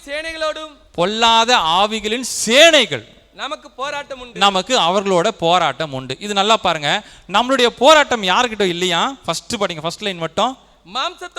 மாம்சத்தோடும் இரத்தத்தோடும் அல்ல. நமக்கு போராட்டம் யாரு? வானம் மண்டலத்தில் இருக்கிற பொல்லாத ஆவிகளின் சேனைகளோடு நம்மளுடைய போராட்டம். இது நல்லா யோசிச்சு பாருங்க. நம்மளுடைய போராட்டம் யார் கூட இல்லைன்னு வசனம் சொல்லுகிறது. மாம்சத்தோடும் இரத்தத்தோடும் இருக்கிறவர்கள் கூட அல்ல. அதாவது குடும்பத்தில் இருக்கிறவங்களோட நம்மளுடைய போராட்டம் இல்லை. நம்ம யார் கூட, நம்ம கூட வாழ்கிறவங்க கூடயோ இல்லை நம்மளுடைய பிள்ளைகளோடையோ இல்லை எதிர்த்த வீட்டுக்கு நம்மளுடைய சர்க்கிள் அப்படி இதெல்லாம் ரொம்ப என்ன சொல்கிறது, ரொம்ப துச்சமான காரியம். இந்த உலகத்தில் வாழ்கிறது ரொம்ப ரொம்ப சாதாரணமான காரியம். ஏன்னா அவங்க என்ன கல்யாணத்துக்கு கூப்பிடல, அவங்க இந்த மாதிரி அதை செய்யலை இதை செய்யலை அப்படின்னு சொல்கிறது, சின்ன சின்ன ஒரு இதனால் விரோதிக்கிறது, அவர்களுக்கு அந்த சொந்தத்தில் பந்தத்தில் இந்த மாதிரி இதில் மாம்சத்தோடும் இரத்தத்தோடும் நம்மளுடைய போராடலாம் துச்சம். அது இன்னைக்கு இருக்கும், நாளைக்கு மாறி போகும். நம்மளுடைய போராட்டம் யாருக்கு? நம்மளுடைய டார்கெட்டு அவங்க தான். பரலோக ராஜ்யத்துக்கு போகிறது தான் நம்மளுடைய டார்கெட்டை தவிர அங்கே போனோம்னா யார் கூட போராடணும்? இந்த உலகத்தில் வாழ்கிறது ஒன்றும் இது நமக்கு அந்த நேரத்தில் இது பெரிய பாரமாக நமக்கு சூழ்நிலையில் தேருது. ஐயோ இவ்வளோ போராட்டமா, மாம்சத்தோடும் இரத்தத்தோடும் என்ன நம்புனா, நான் இவ்வளோ நம்புகிறேன், அவர்களே எனக்கு துரோகம் செய்கிறார்களே அப்படின்னு சொன்னால் குடும்பத்தை, அதுவும் ஸ்பெஷலாக வீட்டாருக்குள்ளே இருக்கிற வசனம் சொல்லுகிறபடி வீட்டாரே சத்ரு அப்படின்னு சொல்லுகிற மாதிரி அவர்களே நமக்கு சத்ருவாக மாறும் போது நம்மளை உள்ளத்தை ஒட்டைக்குது, பாதிக்குது. ஆனால் வசனம் சொல்லுகிறது நம்மளுடைய சண்டை அவங்க கூட இல்லை, மாம்சத்தோடும் இரத்தத்தோடும் இல்லை.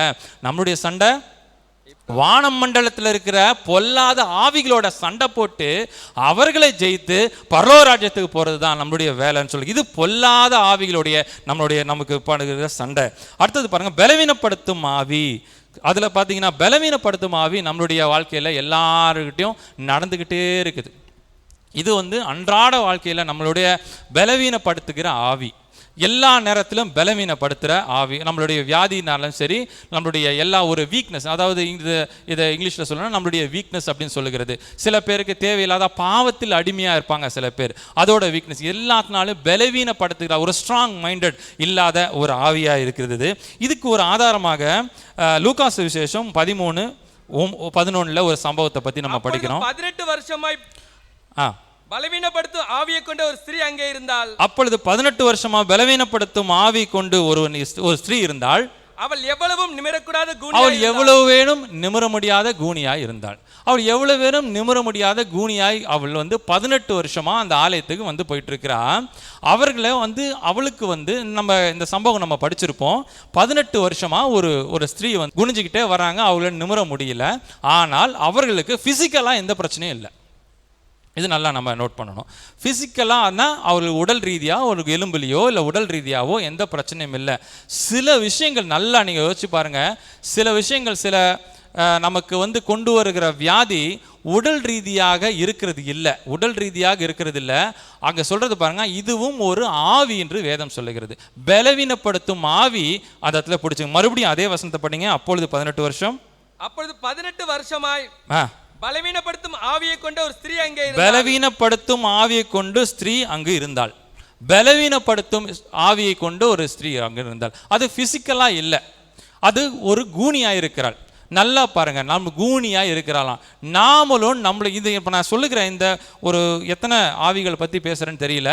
அந்த ஆவிகள் நம்ம பேசும்போது எல்லா ஆவிகளோடையும் நம்மளோடையும் கனெக்ட் பண்ணி பாருங்க. என்னோட ஆவிகளோட கனெக்ட் பண்ண சொல்கிறேன்னு நினைக்காதீங்க, கம்பேர் பண்ணி பார்க்கலாம். இது நம்மளுடைய வாழ்க்கையில் எந்த அளவுக்கு இது கிரியை செய்யுது அப்படிங்கிறத ஒரு சின்ன கம்பேரிஷன் மட்டும் பார்க்கலாம். நம்ம பலவீனப்படுத்தும் ஆவினா ஒரு கூன் அந்த இதுக்கு போட்டிருக்கு, அந்த அம்மாவுக்கு கூன் இருக்கு போட்டிருக்கு. எவரை வேணும் நிமிர முடியாத ஒரு கூனாக இருக்கிற. சங்கீதம் 40:12, சங்கீதம் 40:12. எண்ணிக்கைக்கு அடங்காத தீமைகள், எண்ணிக்கைக்கு அடங்காத தீமைகள் என்னை சூழ்ந்து கொண்டது, என்னை சூழ்ந்து கொண்டது. என் அக்கிரமங்கள் என்னை தொடர்ந்து பிடித்தது, என் அக்கிரமங்கள் என்னை தொடர்ந்து பிடித்தது. நான் நிமிர்ந்து பார்க்க கூடாது இருக்கிறது, நிமிர்ந்து பார்க்க கூடாது இருக்கிறது. இது யார் சொல்றது? யார் சொல்றது? சங்கீதக்காரனாகிய தாவீது சொல்லுகிறார். நிமிர்ந்து பார்க்க கூடாதபடிக்கு அவருக்கு என்ன இருந்தது பிரதர்? என்ன இருந்தது பிரதர்? அந்த வசனம் படிங்க பிரதர். அக்கிரமம் மிகுந்தியா இருக்குதான், பாவங்கள் அக்கிரமங்கள் அவனை போட்டு சூழ்ந்ததுனால நிமிர்ந்து பார்க்க முடியல. இது நல்லா நம்ம உணர்ந்து பார்ப்போம். பாவம் செய்கிறவர்களால நிமிர்ந்து பார்க்க முடியாது. நிறைய விஷயத்துல நம்ம கூனியா வாழ்கிற ஒரு சிச்சுவேஷன் வருது. இப்போ ஒருத்தட்ட கடன் வாங்குறோன்னா அவர்கள் முன்னாடி நம்ம யாரு? ஒரு கூனி. ஒரு கூனியும் கூணனுமாய் எத்தனை பேர் இருக்கிறோம் அப்படிங்கிறத நம்ம இந்த உலகத்தில் கம்பேர் பண்ணி பார்க்கலாம். இல்லாதவர்கள் இந்த வசனத்தை விட்டுருங்க, அவர்களை பற்றி நான் சொல்லலை. ஆனால் நிறைய விஷயங்கள் இதை சந்திக்காமல் அவமானத்தையோ இல்லை சில கடன்களையோ சில நிந்தனைகளையோ இதெல்லாம் வந்து சந்திக்காமல் யாருமே உருவெடுத்து மேலே வர முடியாதுன்னு ஒரு கோட்பாடு இருக்குது.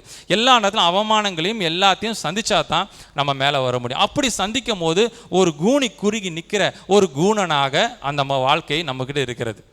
ஒரு அடிமைத்தனத்தின் ஒரு ஆவின்னு சொல்லலாம். இதை ஒரு அடிமைத்தனத்தின் ஆவி.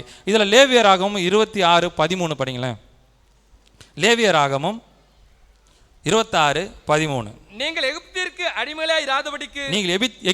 அடிமையாக இராதபடிக்கு நான் அவர்கள் தேசத்திலிருந்து உங்களை புறப்பட பண்ணி உங்கள் நுகத்தடிகளை முறித்து உங்களை நிமிர்ந்து நடக்க பண்ணுகிறேன். எப்போ?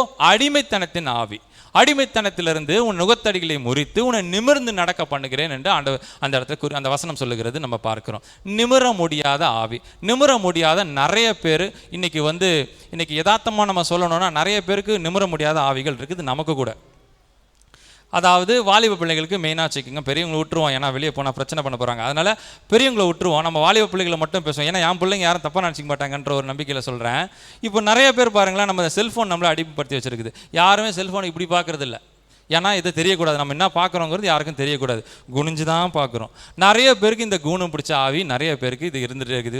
ஆரம்பித்தா போதும், ஒரு ரீல்ஸ்னு ஒன்று, அது ஷார்ட்ஸுன்னு ஒன்று கொடுக்குறாங்க, அது நம்ம பார்க்க ஆரம்பித்தா நம்மளே கூட சில டைம் பெரியவங்களே கூட ஒன்று பார்க்க ஆரம்பித்தா போதும், சுற்றி இருக்கிறதெல்லாம் மறந்து போகுது.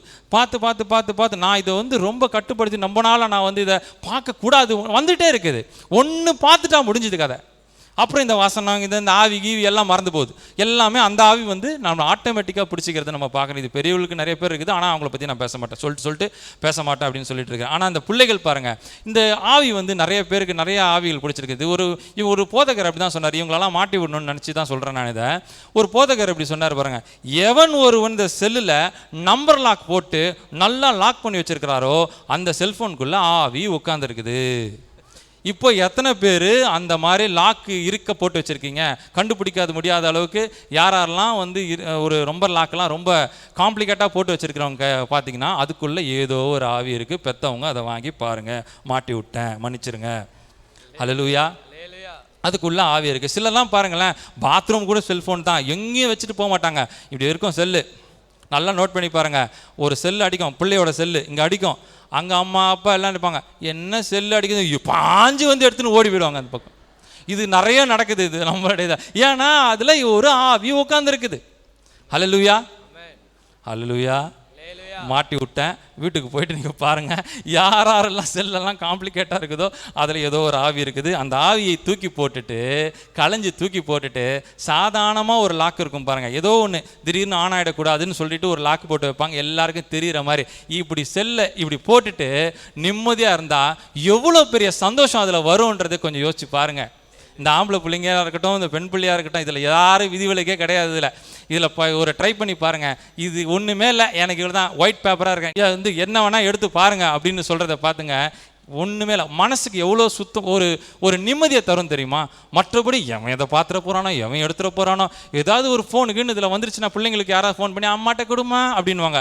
அம்மாட்ட கூட பக்கத்துலேயே நிற்கும், எப்படா இவங்க தருவாங்க ஃபோனை, வாங்கின்னு ஓடிடலாம் போகிறோமா அப்படின்னு சொல்லி பக்கத்துலேயே நின்று பார்த்துன்னு இருக்கும். இதெல்லாம் ஒரு ஆவி, ஒரு கூணன் ஆவி. இது இந்த செல்ஃபோனை குடிச்சு இந்த மாதிரி நிறைய விஷயங்கள் இருக்குது. கடன் வாங்கினா கடன், அந்த ஒரு அவங்களுக்கு முன்னாடி கூனி நிற்கிற ஆவி. இந்த மாதிரி நிறைய ஆவியிலிருந்து நம்ம விடுபடணும். இதே மாதிரி பாருங்க, கூன் பிடிச்ச ஆவி, இது ஆண்டவர் எப்படி கூப்பிட்றாரு பாருங்க, நல்லா நோட் பண்ணி பாருங்க. பிசாசு அந்த கூன் பிடிச்ச ஆவியை பார்த்து எப்படி கூப்பிட்றான், ஒரு பலவீனப்படுத்துகிற, ஒரு பலவீனத்தின் நிமித்தமாக இருக்கிற ஆவியை அங்கே பார்த்து கூப்பிட்றத பாருங்க.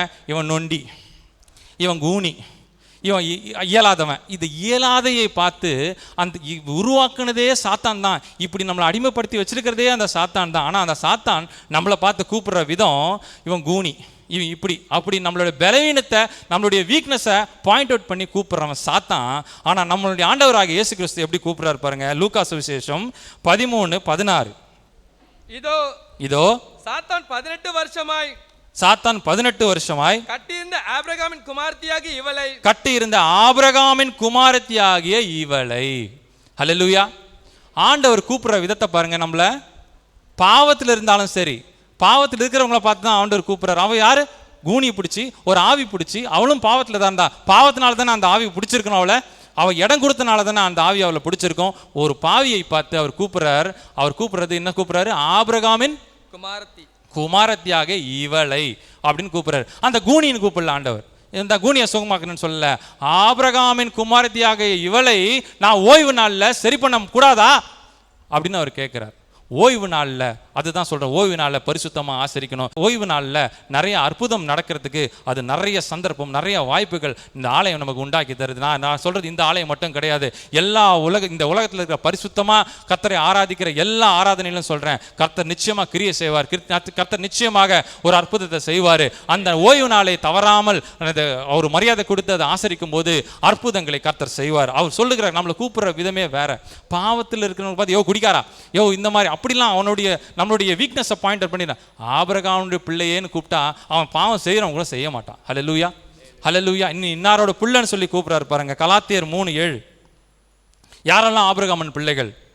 கலாத்தியர் 3:7.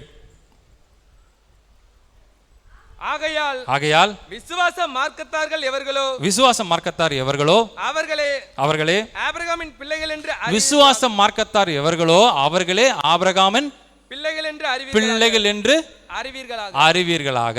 யாரெல்லாம் ஆபிரகாமின் பிள்ளைகள்? யாரெல்லாம் ஆபிரகாமின் பிள்ளைகள்? விசுவாச மார்க்கத்தார். நம்பிக்கையோட கர்த்தர் எல்லாத்தையும் செய்வார் என்ற முழு நம்பிக்கையில் இருப்பவர்கள் எல்லாருமே ஆபிரகாமனுடைய பிள்ளைகளாக இருக்கிறார்கள். கனநித்திரையின் ஆவி அடுத்தது. நிறைய பேருக்கு இந்த ஆவி இருக்கும், கனநித்திரையின் ஆவி. இன்னைக்கு நமக்கு படுத்தா இன்னைக்கு முதல்ல தூக்கம் வரணும். நல்ல கனநித்திரைக்கு போகிறதுக்கு முதல்ல தூக்கம் வரணும் நமக்கு. இன்றைக்கி நம்ம படுத்தா நாளைக்கு இன்றைக்கி நம்ம மைண்டில் என்னெல்லாம் வருது இன்றைக்கி? திடீர்னு ஆபிரகாம் வராரு, ஈசாக்கு வராரு, தாவீது வராரு, திடீர்னு போவாஸ் வராரு, இப்படி தான் வராரு. நல்லா வராரு, சரி நம்ம பேசலாம் போகிறா, நல்லா தட்டி எழுப்பி விட்டுறாங்க. அப்புறம் தான் பார்த்தா அது கனவு.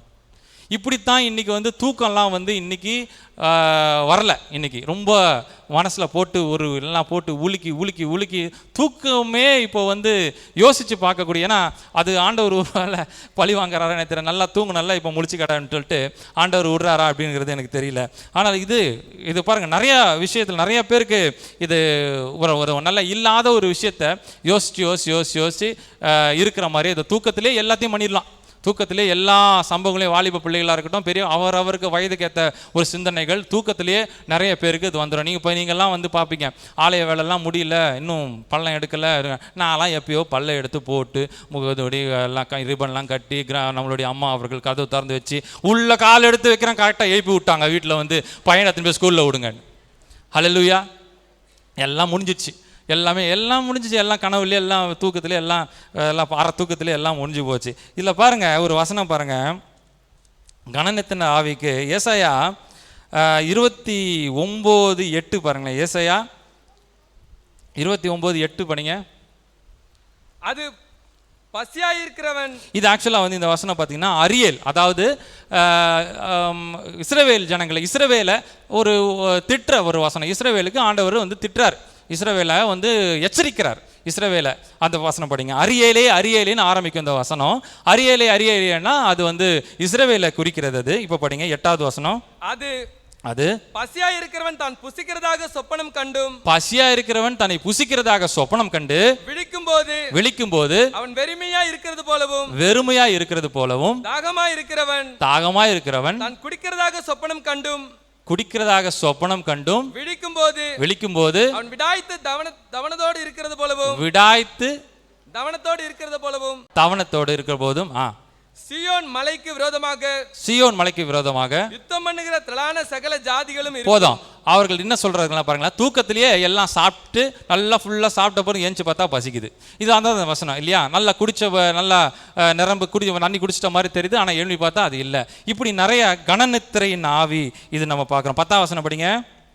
கர்த்தர் உங்கள் மேல் கனநித்திரையின் ஆவியை வரப்பண்ணி, இப்போ கர்த்தர் உங்கள் மேல் கனநித்திரையின் ஆவியை வரப்பண்ணி உன் கண்களை அடைத்து ஞான திருஷ்டிக்காரராகிய உங்கள் தீர்க்க தீர்க்கதரிசிகளுக்கும் தலைவருக்கும் முக்காடு போட்டார். இது ஏன் முட்காடு போட்டார்? முட்காடு போட்டதை பத்தி நம்ம அது பெரிய சப்ஜெக்ட் அது. ஏன்னா மோசே முட்காடு போட்டதை நம்ம பார்க்கறோம். முட்காடு என்றால் முகத்திரை, நம்ம மறைச்சிக்கிறது. இந்த இப்போ நம்ம போடுற முட்காடு இல்லை, அவங்க முகம் மறைச்சிக்கிறது. இது ஆண்டவர் வந்து ஆக்சுவலாக அவங்கள பார்த்து, இஸ்ரவேலை பார்த்து அவர் எச்சரிக்கை பண்றாரு. இதெல்லாம் நான் பண்ணிடுவேன் அப்படின்னு சொல்றாரு. முட்காடு போட்டுறாங்க, தீர்க்கதரிசிகள்லாம் அவர்களெல்லாம் மறைச்சிருவேன், அவன் கண்களை மறைச்சிருவேன் அப்படின்னு சொல்றாரு. இதெல்லாம் வந்து கனநித்திரை ஆவியா அவர் வர பண்ணுவேன்னு அவர் சொல்றாரு. கனநித்திரை ஆவி. ஹல்லேலூயா. இது அடுத்தது பாருங்க, நாலாவதாக தேவனால் விடப்பட்ட பொல்லாத ஆவி. தேவனால் விடப்பட்ட பொல்லாத ஆவின்னும் போதே நமக்கு தெரியும் யார் அப்படிங்கிறது. 1 சாமுவேல் 16:14. 1 சாமுவேல் 16:14. நான் ஒரு லைன்ல எல்லாத்தையும் சொல்லிட்டு போயிடுறேன், நேரம் ஆயிட்டதுனால. 1 சாமுவேல் 16:14. கர்த்தருடைய ஆவி சவுலை விட்டு நீங்கினார். கர்த்தரால் வரவிடப்பட்ட ஒரு பொல்லாத ஆவி அவனை கலங்க பண்ணி கொண்டிருந்தது. கர்த்தரால் விடப்பட்ட ஆவி அவன் கலங்க பண்ணி கொண்டிருந்தது. அப்பொழுது சவுலின் ஊழியக்காரர் அவனை நோக்கி, இதோ தேவனால் விடப்பட்ட ஒரு பொல்லாத ஆவி சவுலுக்குள்ள வந்ததுனால என்னெல்லாம் நேர்ந்ததுங்கிறது நமக்கு தெரியும். தேவனால் விடப்பட்ட ஒரு பொல்லாத ஆவி சவுலுக்குள்ள வந்தது. அவர் என்ன பண்ணார்? அந்த சம்பவம் நமக்கு மேக்சிமம் தெரியும், அதை நான் அப்படியே ஒரு ஓரலாக சொல்லிட்டு போயிடுறேன். தேவனால் விடப்பட்ட ஒரு பொல்லாத ஆவி அவனுக்குள்ள இருந்தது. அதை நிவர்த்தி பண்ணும்படியாக ஈசாயின் குமாரனாகிய தாவீதை தேடி போங்க. அதை பற்றி சொல்றாங்க அவர்கிட்ட. அவர் வந்து சொன்னா, அவர் சுரமண்டலம் வாசிச்சா இது வந்து போயிடும் அப்படின்னு, அந்த ஆவி அவரை விட்டு போயிடும் சொல்லி உடனே கூட்டுவாங்க அப்படின்னு சொல்றாங்க. தாவீது அங்க வருகிறாரு, சுரமண்டலம் வாசிக்கிறாரு. அந்த சவுல் அவர்கிட்ட இருந்த பொல்லாத ஆவி அவர்களை விட்டு அது நீங்குது. அந்த இடத்துல நீங்கிறத பார்ப்போம். ஆனால் தற்காலிக நீக்கம். அந்த இடத்துல நம்ம அந்த வசனங்கள் படித்து பார்த்தா அது பெரிய சப்ஜெக்ட். அது ஆக்சுவலாக அது நம்ம பார்க்க போனோம்னா, அது தாவீது வந்து சுரமண்டலம் வாசிக்கிற போது அவன் இடத்துல இருந்த தேவனால் வரப்பட்ட, இதுதான் அதில் ரொம்ப முக்கியமான விஷயம், ஆண்டவரால் அனுமதிக்கப்பட்ட பொல்லாத ஆவி சவுலுக்குள்ள வருகிறது. ஹல்லேலூயா. அவருக்கு வந்து தேவனால் விடப்பட்ட பொல்லாத ஆவி தேவன் அனுமதிக்கிறார். ஹல்லேலூயா. தேவன் வந்து எதையும் வந்து யாரையும் கெடுக்கணும்னு நினைக்க போறதில்லை. ஆனால் அது நல்லா நம்ம புரிஞ்சுக்கொள்ள வேண்டியது அவசியமா இருக்கிறது. தேவன் அனுமதிக்கிறார், பிசாசை அனுமதிக்கிறார். நீ போய் அவனை சோதிக்குன்னு சொல்லி அனுமதிக்கிறாரு. சோதித்த பின் பொன்னாக விளங்குவேன். இந்த வசனத்தினால, இந்த வசனத்தை நமக்கு சொல்லிட்டு நம்மளை சோதனை பண்ணும்படியாக தான் நம்முடைய வாழ்க்கை. இதுதான் நம்மளுடைய இதுக்கும் கனெக்ட் பண்ணி பார்க்க சொல்றேன் நான். இதை வந்து தேவனால் விடப்பட்ட பொல்லாத ஆவி, தேவன் அனுமதிக்கிற ஆவி அவர்கிட்ட இருந்தது. அந்த நேரத்தில் சுரமண்டலம் வாசிக்கும் போது அது சற்று விலகுது. அதுக்கப்புறமும் அந்த சவுல் அந்த இடத்துல பிசாசுக்கு நிறைய அந்த எண்ணத்துக்கு இடம் கொடுத்ததுனால, இந்த குரோத எண்ணத்துக்கு இடம் கொடுத்ததுனால கடைசியில முடிவு, சவுலோட முடிவு என்னங்கிறது நமக்கு எல்லாருக்கும் தெரியும். அதுக்கப்புறம் இவர் வந்து சுரமண்டலம் வாசாரு, ஈட்டி எடுத்து போட்டாரு. இதெல்லாம் நிறைய அந்த இடத்துல நம்ம சம்பவங்களை பார்க்குறோம். கடைசியில தேவனால் விடப்பட்ட ஆவி உள்ள இருந்தவன், சவுலுக்குள்ள இருந்ததுனால அவன் எல்லாத்தையும் இழந்து, ராஜ்யபாரத்தை இழந்து கடைசியில அவன் தற்கொலைப்படுத்தி செத்தான் என்றதை அந்த இடத்துல பார்க்குறோம். அவன் செத்து போயிடான். அந்த இடத்துல பார்க்குறோம். நம்ம அடுத்தது 5வது நம்ம பார்க்க போனால் ஊமையான ஆவியை குறித்து நம்ம பார்க்குறோம். மார்க்கு சுவிசேஷம் 9ஆம் அதிகாரத்தில் பார்க்குறோம். மார்க்கு சுவிசேஷம் 9ஆம் அதிகாரம் 17ஆம் வசனத்தில் பார்க்குறோம். ஊமையான ஆவி. ஒருவன் அவரை நோக்கி, போதகரே, ஊமையான ஒரு ஆவி பிடித்த என் மகனை உம்மிடத்தில் கொண்டு வந்தேன். அது அவனை எங்கே பிடித்தாலும் அங்கே அவனை அலைக்கழிக்கிறது. அப்பொழுது அவன் நுரை தள்ளி பல்லை கடித்து விகாரமாகுது. ஆவி நமக்குள்ள வந்தோடனே நமக்கு விகாரமாகுது. அது இதில் நம்ம பார்க்க வேண்டியது அவசியமா இருக்குது. நம்மளுடைய முகரூபம் மாறுது, நம்மளுடைய செய்கை மாறுது. சில பிசாசுகள்லாம் இங்கே வந்து ஆடும்போது அவர்களுக்கு வந்து இங்கிலீஷே தெரியாது, ஆனால் இங்கிலீஷ் பேசுது. மலையாளமே தெரியாது, ஆனால் மலையாளம் பேசுது. இந்த மாதிரி நிறைய நம்ம பார்த்துருக்குறோம். நம்ம இந்த சபையில் நான் சொல்கிறது, நான் எங்கேயும் போயிட்டு அங்கெல்லாம் நான் இங்கே நடந்த அற்புதத்தை பற்றி, இங்கே நடந்த கண்ணு முன்னாடி நடந்ததை பற்றி நான் பேசுகிறேன். இங்கே வந்து பார்க்குறாங்க, கண்ணு தெரியாமல் ஆவிகள் இங்கே வருது. இந்த இடத்துல சமீபத்தில் கூட நம்ம பார்த்துருக்குறோம், கண்ணு தெரியாமல் வருது. நம்ம தலைமை போது ஜெபிக்கிறாரு, அவர் கண்ணு தெரிஞ்சு வெளியே போகிறாங்க. எப்படி இது? அது ஆவிகள் அதை மறைத்து வைக்கிறது. அவர் குருடனும் செவிடனுமான ஆவியை அந்த இடத்துல வந்து அந்த மனிதனுக்கு இருந்தது. செவிடும் ஊமையும் செவிடுமான ஆவியை அந்த இடத்துல வரவழைத்த பார்க்குது. அப்பா பையனை கூட்டிட்டு வராரு, ஆண்டவர்கிட்ட ஜெபிக்கும்படி வருகிறாரு. அது படிங்க, 18ஆம் வசனம் படிங்க. அது அவனை எங்கே பிடித்தாலும் அங்கே அவனை அழைக்கழிக்கிறது. போட்டு ஒரு வழி பண்ணுது. ஆவி தன்னுக்குள்ள வந்த உடனே தன் நிலையை அவன் இழக்கிறான். அவன் அதை போட்டு அவனை அலைக்கழித்துக் கொண்டிருக்கிறது. அப்பொழுது நுரை தள்ளி பல்லை கடித்து. இது எத்தனை குழந்தைகளுக்கு இருக்கு தெரியுமா? எத்தனை குழந்தைகள் எத்தனை பெரியவர்கள் கூட நைட்டில் தூங்கும் போது பல்லு நறுக்குன்னு பல்ல கடிப்பாங்க. அதெல்லாம் ஒரு ஆவி தான். அவளுக்கு தலையில் கை வச்சு ஜோம்னா அது சரியாயிடும். அல்லேலூயா.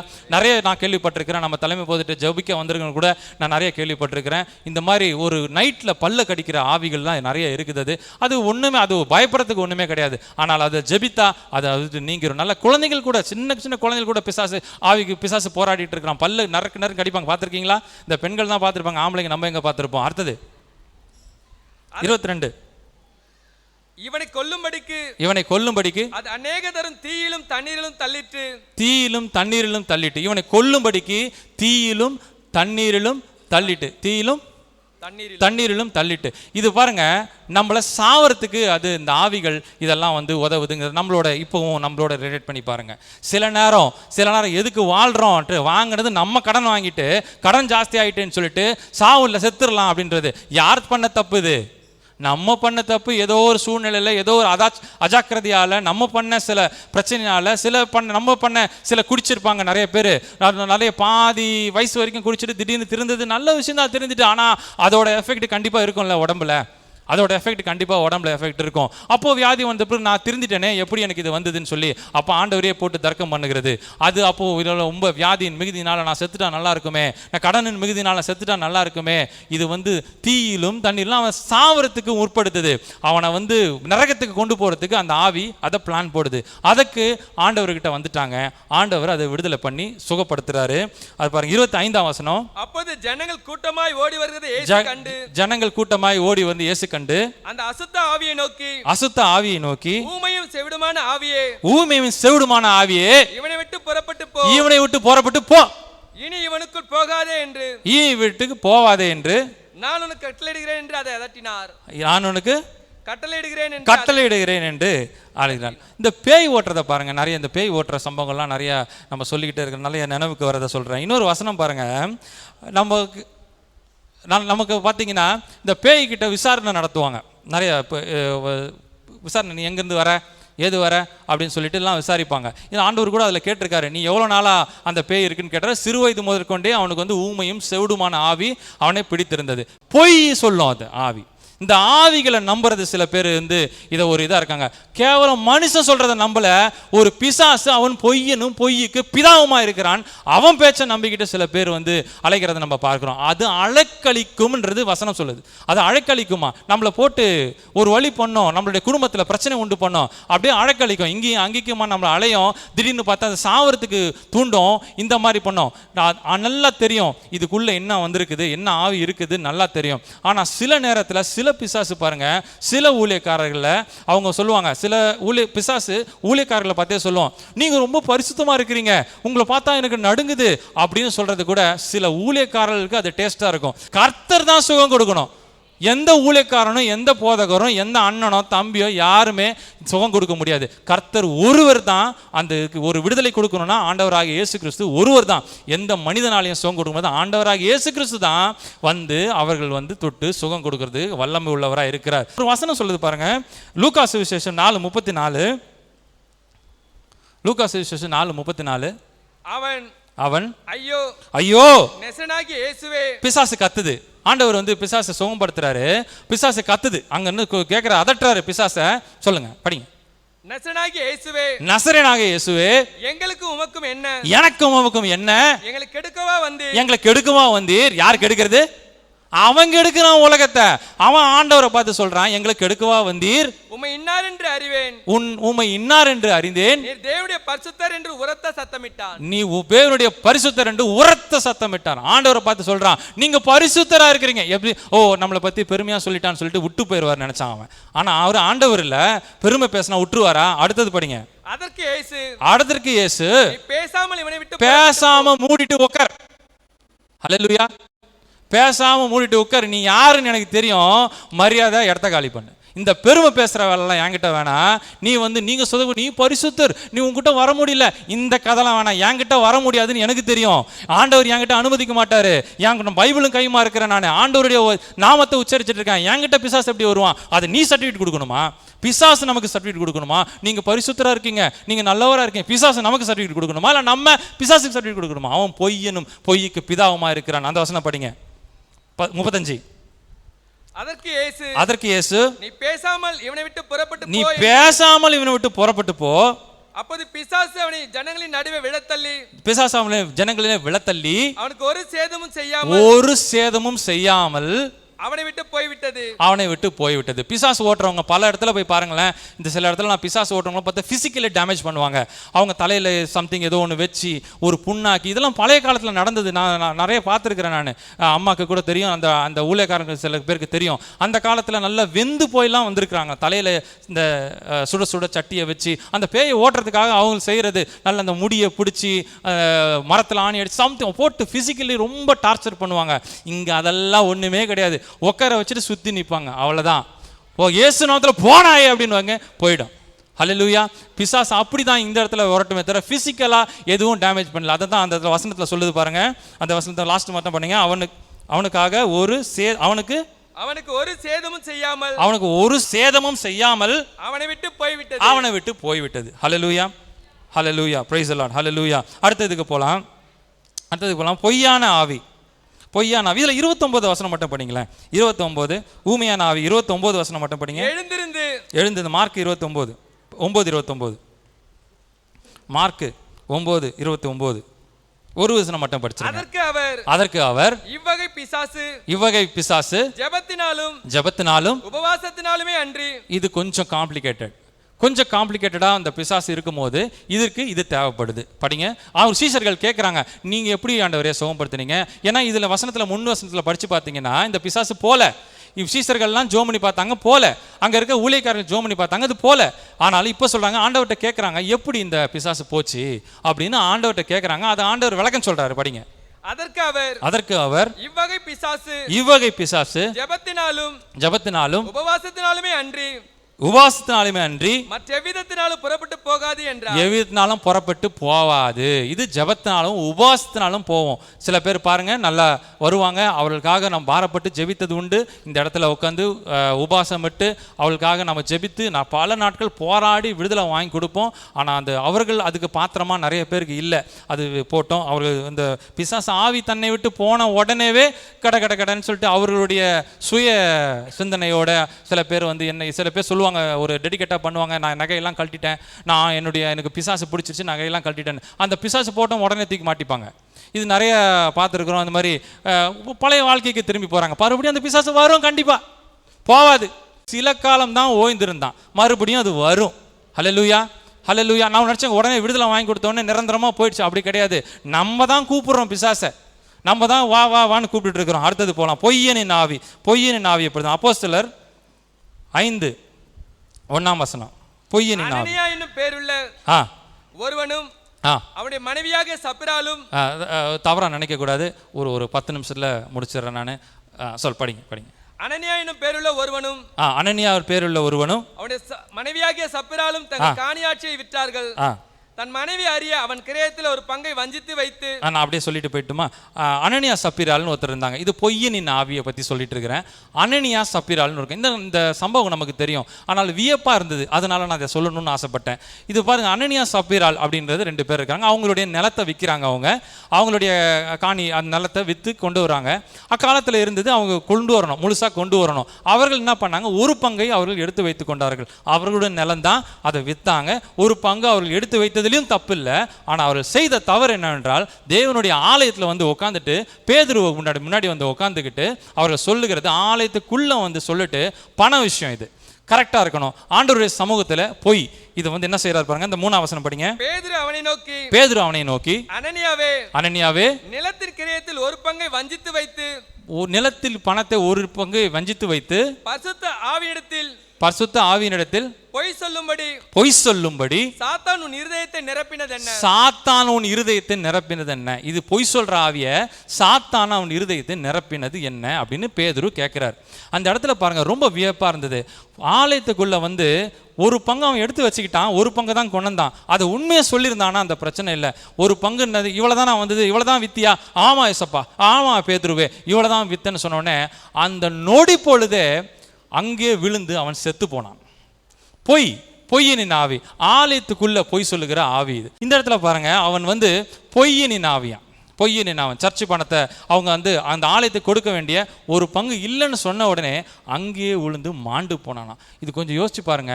இந்த மாண்டு போனான்னு சொல்லியா, அனனியா மாண்டு போனான், சப்பிரால் வெளியே நிற்கிறான், என்கொயரி நடந்துகிட்டு இருக்குது, நீ என்ன பண்ணன்னு கேட்குறாங்க.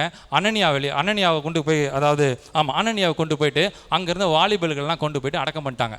உடனே இதெல்லாம் எப்படி நடக்குது பாருங்க. அந்த காலத்தில் அப்படி இருந்திருக்கு பாருங்க. பொய் வாயில் வந்த உடனே மாண்டு போய் அப்படியே அங்கேயே ஒன்று செத்து போயிட்டான். இப்போ அப்படி இருந்ததுன்னா ஒருத்தர் கூட இருப்போமான்னு நமக்கு தெரியாது. ஹல்லேலூயா, மன்னிச்சிருங்க. ஹல்லேலூயா, பிரைஸ் தி லார்ட், ஹல்லேலூயா. அதே மாதிரி உள்ளே வந்த உடனே அங்கே இடத்துல விழுந்து செத்துட்டான். கொஞ்ச நேரம், ஒரு 3 மணி நேரம் கேப் நடுவில். அந்த வசனங்கள் நீங்கள் அப்புறமா படித்து பாருங்க. 3 மணி நேரம் கேப் நடுவில். 3 மணி நேரம் கேப் இருந்தோடனே அடுத்தது ஒய்ஃப் வராங்க, அதாவது சப்பிரால் வராங்க, ஒய்ஃப் வராங்க. அவர்கள் என்ன சொல்கிறாங்க பாருங்க. அவர்களும் அதையே சொல்கிறாங்க. நீ இந்த பங்கை எடுத்து வச்சியா அப்படின்னு கேட்டால், கூட்டுச்சதி, ஹஸ்பண்ட் அண்ட் ஒய்ஃப் கூட்டுச்சதி பண்ணுறாங்க. அவங்களுக்கு கூட்டு வந்தால் நீ அந்த மாதிரி ஒரு இல்லை ஆண்டவரே, ஒரு அந்த வசனம் படிங்களா, அந்த வசனம் எங்கே இருக்குன்னு பாருங்க. பேதுரு அவனை நோக்கி, நிலத்தை இவ்வளவுக்கு தானா விற்றீர்கள், நிலத்தை இவர் தானா விற்றீர்கள் சொல் என்றான். அவள் ஆம் இவ்வளவுக்கு தான் என்றாள். பேதுரு அவளை நோக்கி, கர்த்தருடைய ஆவியை சோதிக்கிறதற்காக, கர்த்தருடைய ஆவியை சோதிக்கிறதுக்காக நீங்கள் ஒருமனப்பட்டது என்ன? ஒருமனப்பட்டது என்ன? இதோ உன் புருஷனை அடக்கம் பண்ணினுடைய கால்கள். எதுல மேட்ஃபாஸ் ஈச்சதரா இருக்காங்க பாருங்க. பொய் சொல்றதுல, மற்றதுல இல்லை. மற்றதில் சொந்தமாக நல்லா வாழ்றதுலையும் அதில் மேட்ஃபாஸ் ஈச்சதராக இருந்தால் பரவாயில்ல, சேர்த்து வைக்கிறதுலையோ இல்லை வந்து கர்த்தருடைய சமூகத்துக்கு நல்லா ஓடி வர்றதுலையோ, அதில் 2 பேரும் நானும் புருஷனும் மனைவியாக சேர்ந்து வந்தேன் அப்படின்னு சொல்கிறதுல அதில் வந்து மேட்ஃபாஸ் ஈச்சதர் இல்லை. ஆனால் ஏமாத்துறதுல, பொய் சொல்கிறதுல அனனியா சப்பீரால் அப்படி இருந்திருக்கிறாங்க பாருங்க. படிங்க.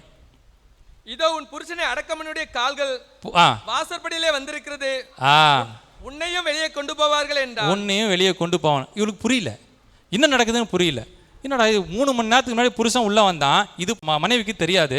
அவர் 3 மணி நேரத்துக்கு அப்புறம் உள்ளே வராங்க, அவருக்கும் அதே என்கொயரி நடக்குது, அதே பதில் அவர் சொல்கிறா. நீங்கள் 2 பேரும் கூட்டுச்சதி பண்ணுறீங்களா, இதில் 2 பேரும் ஒன்றா சேர்க்குது என்ன அப்படின்னு சொல்லி வாயம் ஓரத்துக்குள்ள அவளும் விழுந்து செத்து போயிட்டான். அதே இடத்துல அனனியா சப்பீரால் 2மே காலி. காரணம், பொய்யின் ஆவி அவர்களுக்குள்ளே இருந்ததுனால் அந்த இடத்துல அப்படியே விழுந்து அவன் மாண்டு போனதை அந்த இடத்துல பார்க்குறோம். இது பேதருக்கு முன்னாடி நடந்த சம்பவம் இது. அதே மாதிரில சர்பத்தின் ஆவி அப்படின்னு எடுத்துக்கிட்டோன்னே இதுக்கு நம்ம விளக்கம் தேவையில்லை. இது ஆதாம் ஏவாள் வஞ்சித்த சர்பம், அந்த நமக்கு அந்த சம்பவம் நல்லா தெரியும். இன்னொன்று பாருங்க, களை விதைக்கும் ஆவி. கடைசியாக ஒரு 2 வசனம் மட்டும் சொல்லி நான் நிறைவு செய்கிறேன். களைகளை விதைக்கும் ஆவி. மத்தேயு சுவிசேஷம் 13ஆம் அதிகாரம் 25ஆம் வசனம் படிங்களா. மத்தேயு சுவிசேஷம். மனுஷன் நித்திரை பண்ணுகையில், மனுஷன் நித்திரை பண்ணுகையில் அவருடைய சத்துரு வந்து கோதுமைக்குள் களைகளை விதைத்து விட்டு போனான். கோதுமையில் களைகளை விதைத்து விட்டு போறான். படிங்க. பயிரானது வளர்ந்து கதிர்விட்ட போது களைகளும் காணப்பட்டது. அது மறுபடியும் படிங்க. 25.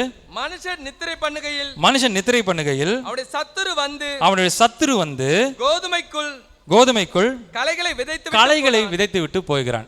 நம்ம தூங்கிட்டு இருக்கும் போது களைகளை விதைத்து விட்டு போகிறான். இது நம்மளுடைய ரிலேட் பண்ணி பார்த்துருங்க. 2 வசனம் மட்டும் நான் வாசிச்சுட்டு இதை நிறைவு செய்கிறேன். தூங்கிட்டு இருக்கும் போது, அதாவது அஜாக்கிரதையா இருக்கும் போது, அப்படி எடுத்துக்கலாம். இதை அஜாக்கிரதையா இருக்கும் போது களைகளை நடுவில் வந்து விதைச்சிட்டு போயிடுறான். நம்முடைய சமாதானத்தை கெடுக்கும்படி நம்ம நார்மலாக இருக்கும் போதே திடீர்னு வந்து கொஞ்சம் அசந்து இருக்கும் போது நமக்கு நடுவிலே வந்து ஒரு களைகளை விதைச்சிட்டு போயிடறான். ஃபுல்லாக நெல் இருக்குது, அந்த இடத்துல களைகளை மட்டும் விதைச்சிட்டு போயிடறான். அது பாவம், அது வந்து அது சத்துருவின் செயல் அப்படின்னு இருக்குது. அதுக்கு விளக்கமாக 29ஆவது வசனம் படிங்க. அதற்கு அவன் வேண்டாம். இது என்ன சொல்றாங்க, வேலைக்காரன் வந்து கேட்கிறான், அந்த களைகள் எல்லாம் எடுத்துட்டுமா அப்படின்னு வந்து கேட்கிறான். அதற்கு அவர் சொல்லுகிறார், வேண்டாம். களைகள் பிடுங்கும்போது கோதுமையை கூட வேரோடு பிடுங்காதபடிக்கு, கோதுமையும் சேர்த்து பிடுங்காதபடிக்கு இரண்டையும் அறுப்பு மட்டும் வளர விடுங்கள். இது அறுப்பு மட்டும் வளர விடுங்கள். அப்ப நான் அறுத்துக்கிறேன். அப்போ வந்து என்ன பண்றேன், களைகளை நான் எடுத்துறேன். அப்ப நல்ல இது பரலோகத்தை குறிக்கிறது. ஹல்லேலூயா, ஹல்லேலூயா. இது கடைசியாக நமக்கு நடுவில் களைகள் இருக்கும், அதை நான் எடுத்துடுறேன், அதை நான் கடைசியில் பார்த்துக்கிறேன். இது பேசும்போதே நமக்கு அந்த வசனம் ஞாபகம் வரும். அவனவனுக்கு நான் அளிக்கும் பலன் என்னோடு கூட வருகிறது. அங்கே நான் ஜட்ஜ்மெண்ட் பண்ணிக்கிறேன், யாருக்கிட்ட என்ன இருக்குதுன்றதை அங்கே நான் ஜட்ஜ்மெண்ட் பண்ணிக்கிறேன். அப்போ களைகள் எல்லாம் தூக்கி ஓரம் போட்டுட்டு நல்ல விதைகளை மட்டும் நான் பரலோக ராஜ்யத்துக்கு கொண்டு போகிறேன். ஹல்லேலூயா, ஹல்லேலூயா. ஒரு வசனத்தை பாருங்க, மத்தேயு சுவிசேஷம் 13ஆம் அதிகாரம் 37ஆம் வசனம். அவர் பிரதியுத்தரமாக நல்ல விதை விதைக்கிறவன் மனுஷகுமாரன். நல்ல விதை விதைக்கிறவன். கொஞ்சம் கவனமா லாஸ்ட் வசனம், நல்ல விதை, நான் கவனமா கேட்டுக்கோங்க. அவர் பிரதியுத்தரமாக நல்ல விதை விதைக்கிறவன் மனுஷகுமாரன் நிலம் உலகம் நல்ல விதை ராஜ்யத்தின் புத்திரர் களைகள் பொல்லாங்கின் புத்திரர் அவைகளை விதைக்கிறது சத்துருவாகிய பிசாசு. இப்ப நம்ம பாதுகாக்க வேண்டியது இது மட்டும்தான். நம்மளுடைய இடையில அவன் களைகளை விதைத்து விட்டு சென்றக்கூடாது.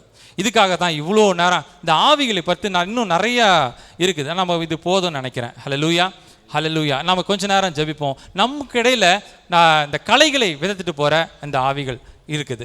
நம்ம அதிலிருந்து எப்படி தப்பித்து கொள்ள, இது எல்லாம் விட நம்ம இந்த ஆவி, அந்த ஆவி, கனத்தின் ஆவி, பொல்லாத ஆவி, இது எல்லாத்தையும் நம்ம பார்த்தோம். எல்லாத்துக்கும் மேல என் ஆண்டவராகிய இயேசு கிறிஸ்துவின் பரிசுத்த ஆவி இருக்குது. இது எல்லாத்தையும் அபத்தமாக்கி போடும். இந்த மாதிரி பொல்லாத ஆவிகள், இந்த பல்ல கடிக்கிற ஆவி, குனிஞ்சு செல்போன், அதாவது குனிஞ்சு குணன் ஆவி, எல்லாம் நம்மளை முடக்கி கிடக்கிற ஆவி, கடன்களில் பிடிச்சிருக்கிற ஆவி, இல்லை நம்ம நிந்தனை கொடுக்கிற ஆவி, வியாதியை கொடுக்கிற ஆவி, இது எல்லா ஆவிக்கும் ஒரே சொல்யூஷன் என் ஆண்டவராகிய இயேசு கிறிஸ்துவின் பரிசுத்த ஆவி. ஹல்லேலூயா. அப்படியே கொஞ்ச நேரம் எழுந்திருப்போம். கர்த்தரை ஒரு 2 நிமிஷம் ஆராதிச்சுட்டு இந்த இடத்தை விட்டு கடந்து போகலாம். ஹல்லேலூயா, பிரைஸ் தி லார்ட், ஹல்லேலூயா. ஒரு 2 நிமிஷம் அப்படியே இருங்க. ஒரு 2 நிமிஷம் கர்த்தரை ஆராதிக்க போகிறோம். இந்த இடத்தை விட்டு கடந்து போகிறோம். ஹல்லேலூயா. இப்போ ஜெபம் பண்ணுவோம். Hallelujah, praise the Lord, praise the Lord, ஹல்லேலூயா.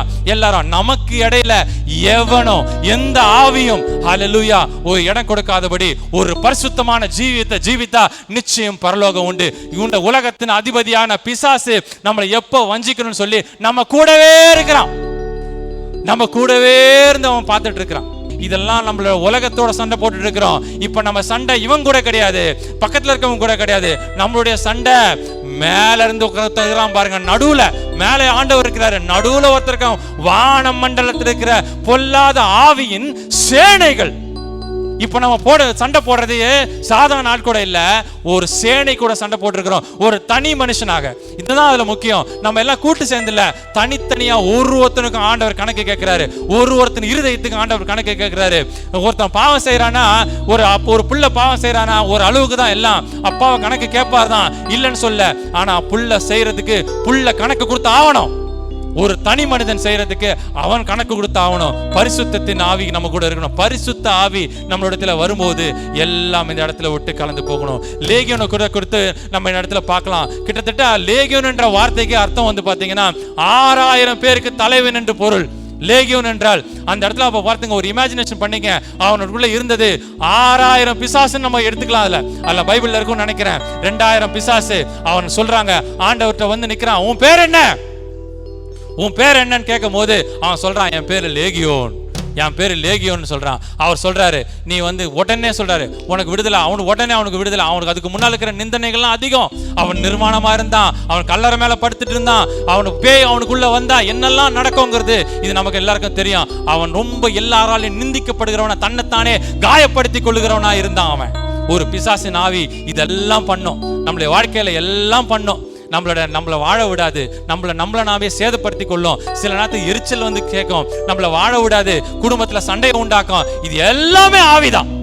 ஏன்னா உலகம் அவனிடத்துல கொடுக்கப்பட்டிருக்கிறது. சுத்திலும் இருக்கிற வான மண்டலத்தில் சேனைகளாக அவன் திரிந்து கொண்டிருக்கிறான். அவங்கிட்ட இருந்து விடுபடணும்னா பரிசுத்த ஆவியான ஒரே சொல்யூஷன் என் ஆண்டவராகிய இயேசு கிறிஸ்து மட்டும்தான்.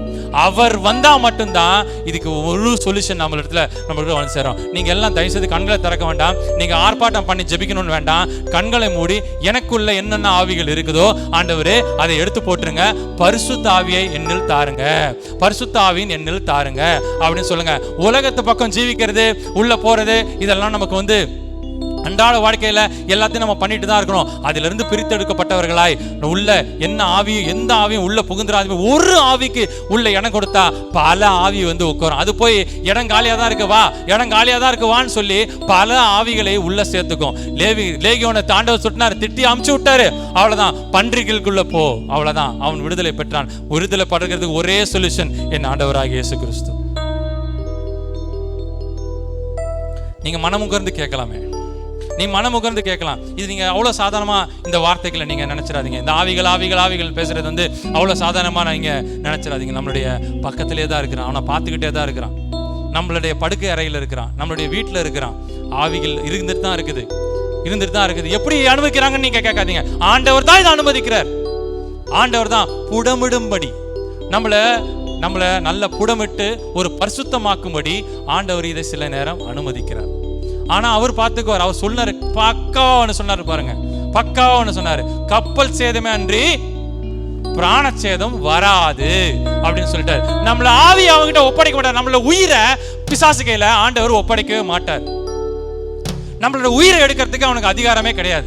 நம்மள சோதிப்பான், என்னென்னமோ செய்வான், நிந்தனைக்குள்ளாக்குவான், செத்துலாம் போல இருக்குன்னு ஆக்குவான், தீயில தள்ளுன்னு நினைப்பான், தண்ணீர்ல தள்ளுன்னு நினைப்பான், என்னென்னமோ செய்வான்.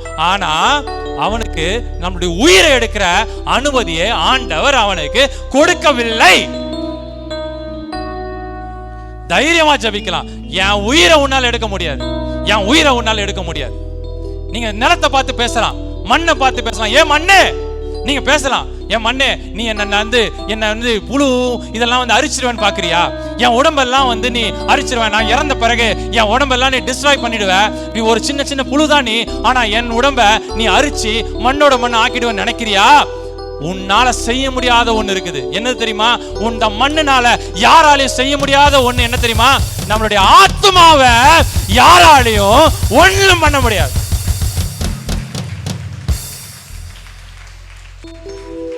ஏன்னா எனக்குள்ள ஊதினது ஆண்டவருடைய சுவாசம். எனக்குள்ள இருக்கிற ஆத்மா என் ஆண்டவருது. மண்ணினால என்ன செய்ய முடியும்? என்ன செய்ய முடியும்? என்ன செய்ய முடியும்? இந்த கேவலம் இந்த உடம்ப தான் உன்னால அரிக்க முடியும். என் ஆத்மாவை உன்னால ஒன்னும் பண்ண முடியாது. என்ன செய்ய முடியும்? என்ன செய்ய முடியும்? எனக்குள்ள வாழ்பவர் இயேசு, எனக்குள்ள வாழ்பவர் இயேசு. அல்லேலூயா, ஹல்லேலூயா, ஹல்லேலூயா. அறிக்கை செய்வோம். நீங்க தொடர்ந்து ஜெபம் பண்ணுங்க. இப்ப நேரம் இல்ல, அதனால ஜெபத்தை நிறுத்துறேன். நீங்க தொடர்ந்து ஜெபிங்க. வீட்டுக்கு போங்க, நல்லா ஜெபிங்க, நல்லா ஜெபிங்க. ஆவி முக்கியம், பரிசுத்தாவி முக்கியம், பரிசுத்தாவி முக்கியம், பரிசுத்தாவி முக்கியம். ஒரு ஜலத்தினாலும் ஆவியினாலும் பெறாவிட்டால் தேவனுடைய ராஜ்யத்தை பிரவேசிக்க முடியாது. ஞானஸ்தானத்துக்கு ஆயத்தப்படுங்கள், ஞானஸ்தானத்துக்கு ஆயத்தப்படுங்கள். ஜலத்தினால பெறணும், பரிசுத்தாவியும் பெறணும். அப்பதான் பரலோக ராஜ்யம். இல்லனா எரிகிற அக்கினி நரகத்துல தள்ளப்படுவார்கள். வாலிப பிள்ளைகளுக்கு ஒரு எச்சரிப்பு, வாலிப பிள்ளைகளுக்கு எச்சரிப்பு. எவ்வளவு நாள் சந்தோஷம் வந்துரும் நினைக்கிறீங்க? எவ்வளவு நாள் சந்தோஷம் வந்துரும் நினைக்கிறீங்க? உலக பிரகாரமா ஓடினா எவ்வளவு நாள் சந்தோஷம் வந்துரும் நினைக்கிறீங்க? ஒரு நாள் வரும், ஒரு நாள் வரும். ஆத்மாவை நஷ்டப்படுத்தினால் உனக்கு லாபம் என்ன? உனக்கு லாபம் என்னன்ற கேள்விக்கு என்ன பதில் சொல்லுவோம்? நம்ம மிகாவேல் அனுப்புவாரு, மிகாவேல் அனுப்புவாரு. பிசாசு கிட்ட தர்க்கம் பண்ணி என் ஆத்மாவை கொண்டு போய் அவர் கரத்துல வச்சுக்கிறதுக்கு மிகாவேல் அனுப்புவாரு. தர்க்கம் பண்ணா அந்த தர்க்கத்துக்கு கூட நம்ம அனுமதி கொடுக்க வேண்டாம். நம்ம பரிசுத்தமா வாழ்வோம். என் ஆண்டவர் எல்லாத்தையும் பார்த்துட்டு இருக்காரு. பாவிகளை தான் அவர் பார்த்து கூப்பிட்டாரு. ஆபிரகாமின் பிள்ளைகளே, என் பிள்ளைகளே, என் மக்களே, என் நாமம் தரிக்கப்பட்ட என் ஜனங்களே, நீங்க தங்களை தாழ்த்தி ஜெபம் பண்ணுங்க. இறுதியாக நம்ம ஜெபிக்க போகிறோம். ஜெபித்து ஆசீர்வாதத்தோடு நம்ம கடந்து செல்ல போகிறோம். எத்தனையோ பேருக்கு பலவீனங்கள் இருக்கிறது. இன்னைக்கு ஆலயத்துக்கு வர முடியாத மாதிரி கூட நிறைய பேருக்கு பலவீனம் இருக்கிறது. ஜுரம், சாதாரண ஜுரம் தான் நம்ம நினைக்கிறோம், ஆனால் ரொம்ப கஷ்டப்படுத்துது. எல்லாருக்கும் ஜெபிங்க. நம்முடைய மத்தியில் இருக்கிற பாஸ்டர் தேவப்பிரகாசம் அவர்களுக்கு கூட பலவீனம் இருக்கிறது. எல்லாருக்கும் இருக்குது, அவர்களுக்கும் இருக்குது. கர்த்தர் சுகம் கொடுப்பார். இந்த பலவீனப்படுத்துகிற ஆவிகள் எல்லாம் இந்த சபையை விட்டு நீங்கணும். கர்த்தர் சுகத்தை கர்த்தர் தரணும். பாஸ்டர் தேவப்பிரகாசம் அவர்கள் ஜெபிப்பார்கள். ஜெபித்தவுடன் இந்த இடத்துல நம்ம கடந்து செல்லலாம். ஹல்லேலூயா. கர்த்தாவே, நாங்கள் நன்றியோடுமை துதிக்கிறோம். ஆண்டவரே உமக்கு ஸ்தோத்திரம். வான மண்டலங்களில் இருக்கிற பொல்லாத ஆவிகளோடும் துரைத்தனங்களோடும் உங்களுக்கு போராட்டம் உண்டு என்று சொல்லியிருக்கீங்க. ஆண்டவரே, நான் உலகத்தை ஜெயித்தேன், என் நாமத்தினால் நீங்களும் ஜெயிப்பீர்கள் என்ற வார்த்தையை, வாக்குத்தத்தங்களை எங்கள் ஆண்டவருக்கு நீர் பறைசாற்றியிருக்கிறீர். ஆண்டவரே, இந்த உலகத்தில் வசனத்தினாலும் வார்த்தையினாலும் ஜபத்தினாலும் உபவாசத்தினாலும் பரிசுத்த ஆவினாலும் இந்த உலகத்தை நீங்கள் ஜெயித்தீங்க. ஆண்டவரே, நாங்களும் ஜெயிக்க வேண்டும் என்று பரிசுத்த ஆவியானவர் விசேஷித்த அபிஷேகத்தினாலும் ஆண்டவரே வரங்களினாலும் வல்லமையினாலும் கிருபையினாலும் அபிஷேகத்தினாலும் எங்கள் சபையை நீர் நடத்தி கொண்டு இருக்கிறீர் ஆண்டவரே. அதற்காக நாங்கள் உமக்கு நன்றி செலுத்துகிறோம் ஆண்டவரே. ஆண்டவரே, பரிசுத்த ஆவியானவர் இடத்தில் வரும்பொழுது நீங்கள் பலனடைவீர்கள். யூதேயா, எருசலேம், சமாரியா முழுவதிலும் எனக்கு சாட்சிகளாய் இருப்பீர்கள் என்ற வார்த்தை எங்கள் வாழ்க்கையில் நிறைவேறட்டும், சபையில் நிறைவேறட்டும், ஊழியத்தில் நிறைவேறட்டும், பிள்ளைகளுடைய வாழ்க்கையில் நிறைவேறுவதாக. அவனுக்கு அளிக்கும் பலன் என்னோடு கூட வருகிறது என்று சொல்லியிருக்கீங்க ஆண்டவரே. இதோ சீக்கிரமாய் வருகிறேன், ஒருவனும் உனக்குண்டானதை எடுத்துக்கொள்ளாதபடிக்கு நீ ஜாக்கிரதையாயிரு என்று சொல்லியிருக்கீங்க ஆண்டவரே. ஆண்டவரே, நாங்கள் உங்களை முகமுகமாய் சந்திக்கிறதான ஒரு அனுபவத்தில் ஆண்டவரே உமக்கு ஸ்தோத்திரம் ஆண்டவரே. சத்தியமும் நீதியும் ஒன்றை ஒன்று முத்தம் செய்யும் என்று நாங்கள் பார்க்கிறோம் ஆண்டவரே. கிருபையினாலே உம்மை நாங்கள் தரிசிக்க, கிருபையினாலே உங்களை நாங்கள் பார்க்க, கிருபையினாலே மண்டை கிட்டி சேர கர்த்தர் கிருபை செய்வீராக. பவுலுடைய வார்த்தையின்படி தைரியமாய் கிருபாசன தண்டையில் சேருவோம் வாருங்கள் என்று அந்த பக்தி விருத்திக்கு ஏதுவான வார்த்தைகள் அனுதினமும் எங்களை ஆளுகை செய்யட்டும், சபையை ஆளுகை செய்யட்டும், தேவனுடைய பிள்ளைகளை ஆளுகை செய்யட்டும், ஊழியக்காரருடைய குடும்பத்தை ஆளுகை செய்யட்டும், பிள்ளைகளை ஆளுகை செய்யட்டும், இந்த தேசத்தை ஆளுகை செய்வதாக. கர்த்தர் பெரிய காரியங்களை செய்யும். இயேசு கிறிஸ்துவின் நல்ல நாமத்தில் ஜெபிக்கிறோம் எங்கள் ஜீவனுள்ள நல்ல பிதாவே, ஆமென். எல்லாரும் சேர்ந்து சொல்லுவோம். என் ஆத்துமாவே கர்த்தரை ஸ்தோத்திரி, என் முழுவதுமே பரிசுத்த நாமத்தை ஸ்தோத்திரி. என் ஆத்துமாவே கர்த்தரை ஸ்தோத்திரி, கர்த்தர் செய்கிற சகல உபகாரங்களையும் மறவாதே. ஆமென். சமாதானத்தோடு போய் வாருங்கள். கர்த்தர் தாமே எல்லா நேரமும் உங்களோடு இருப்பாராக. ஆமென்.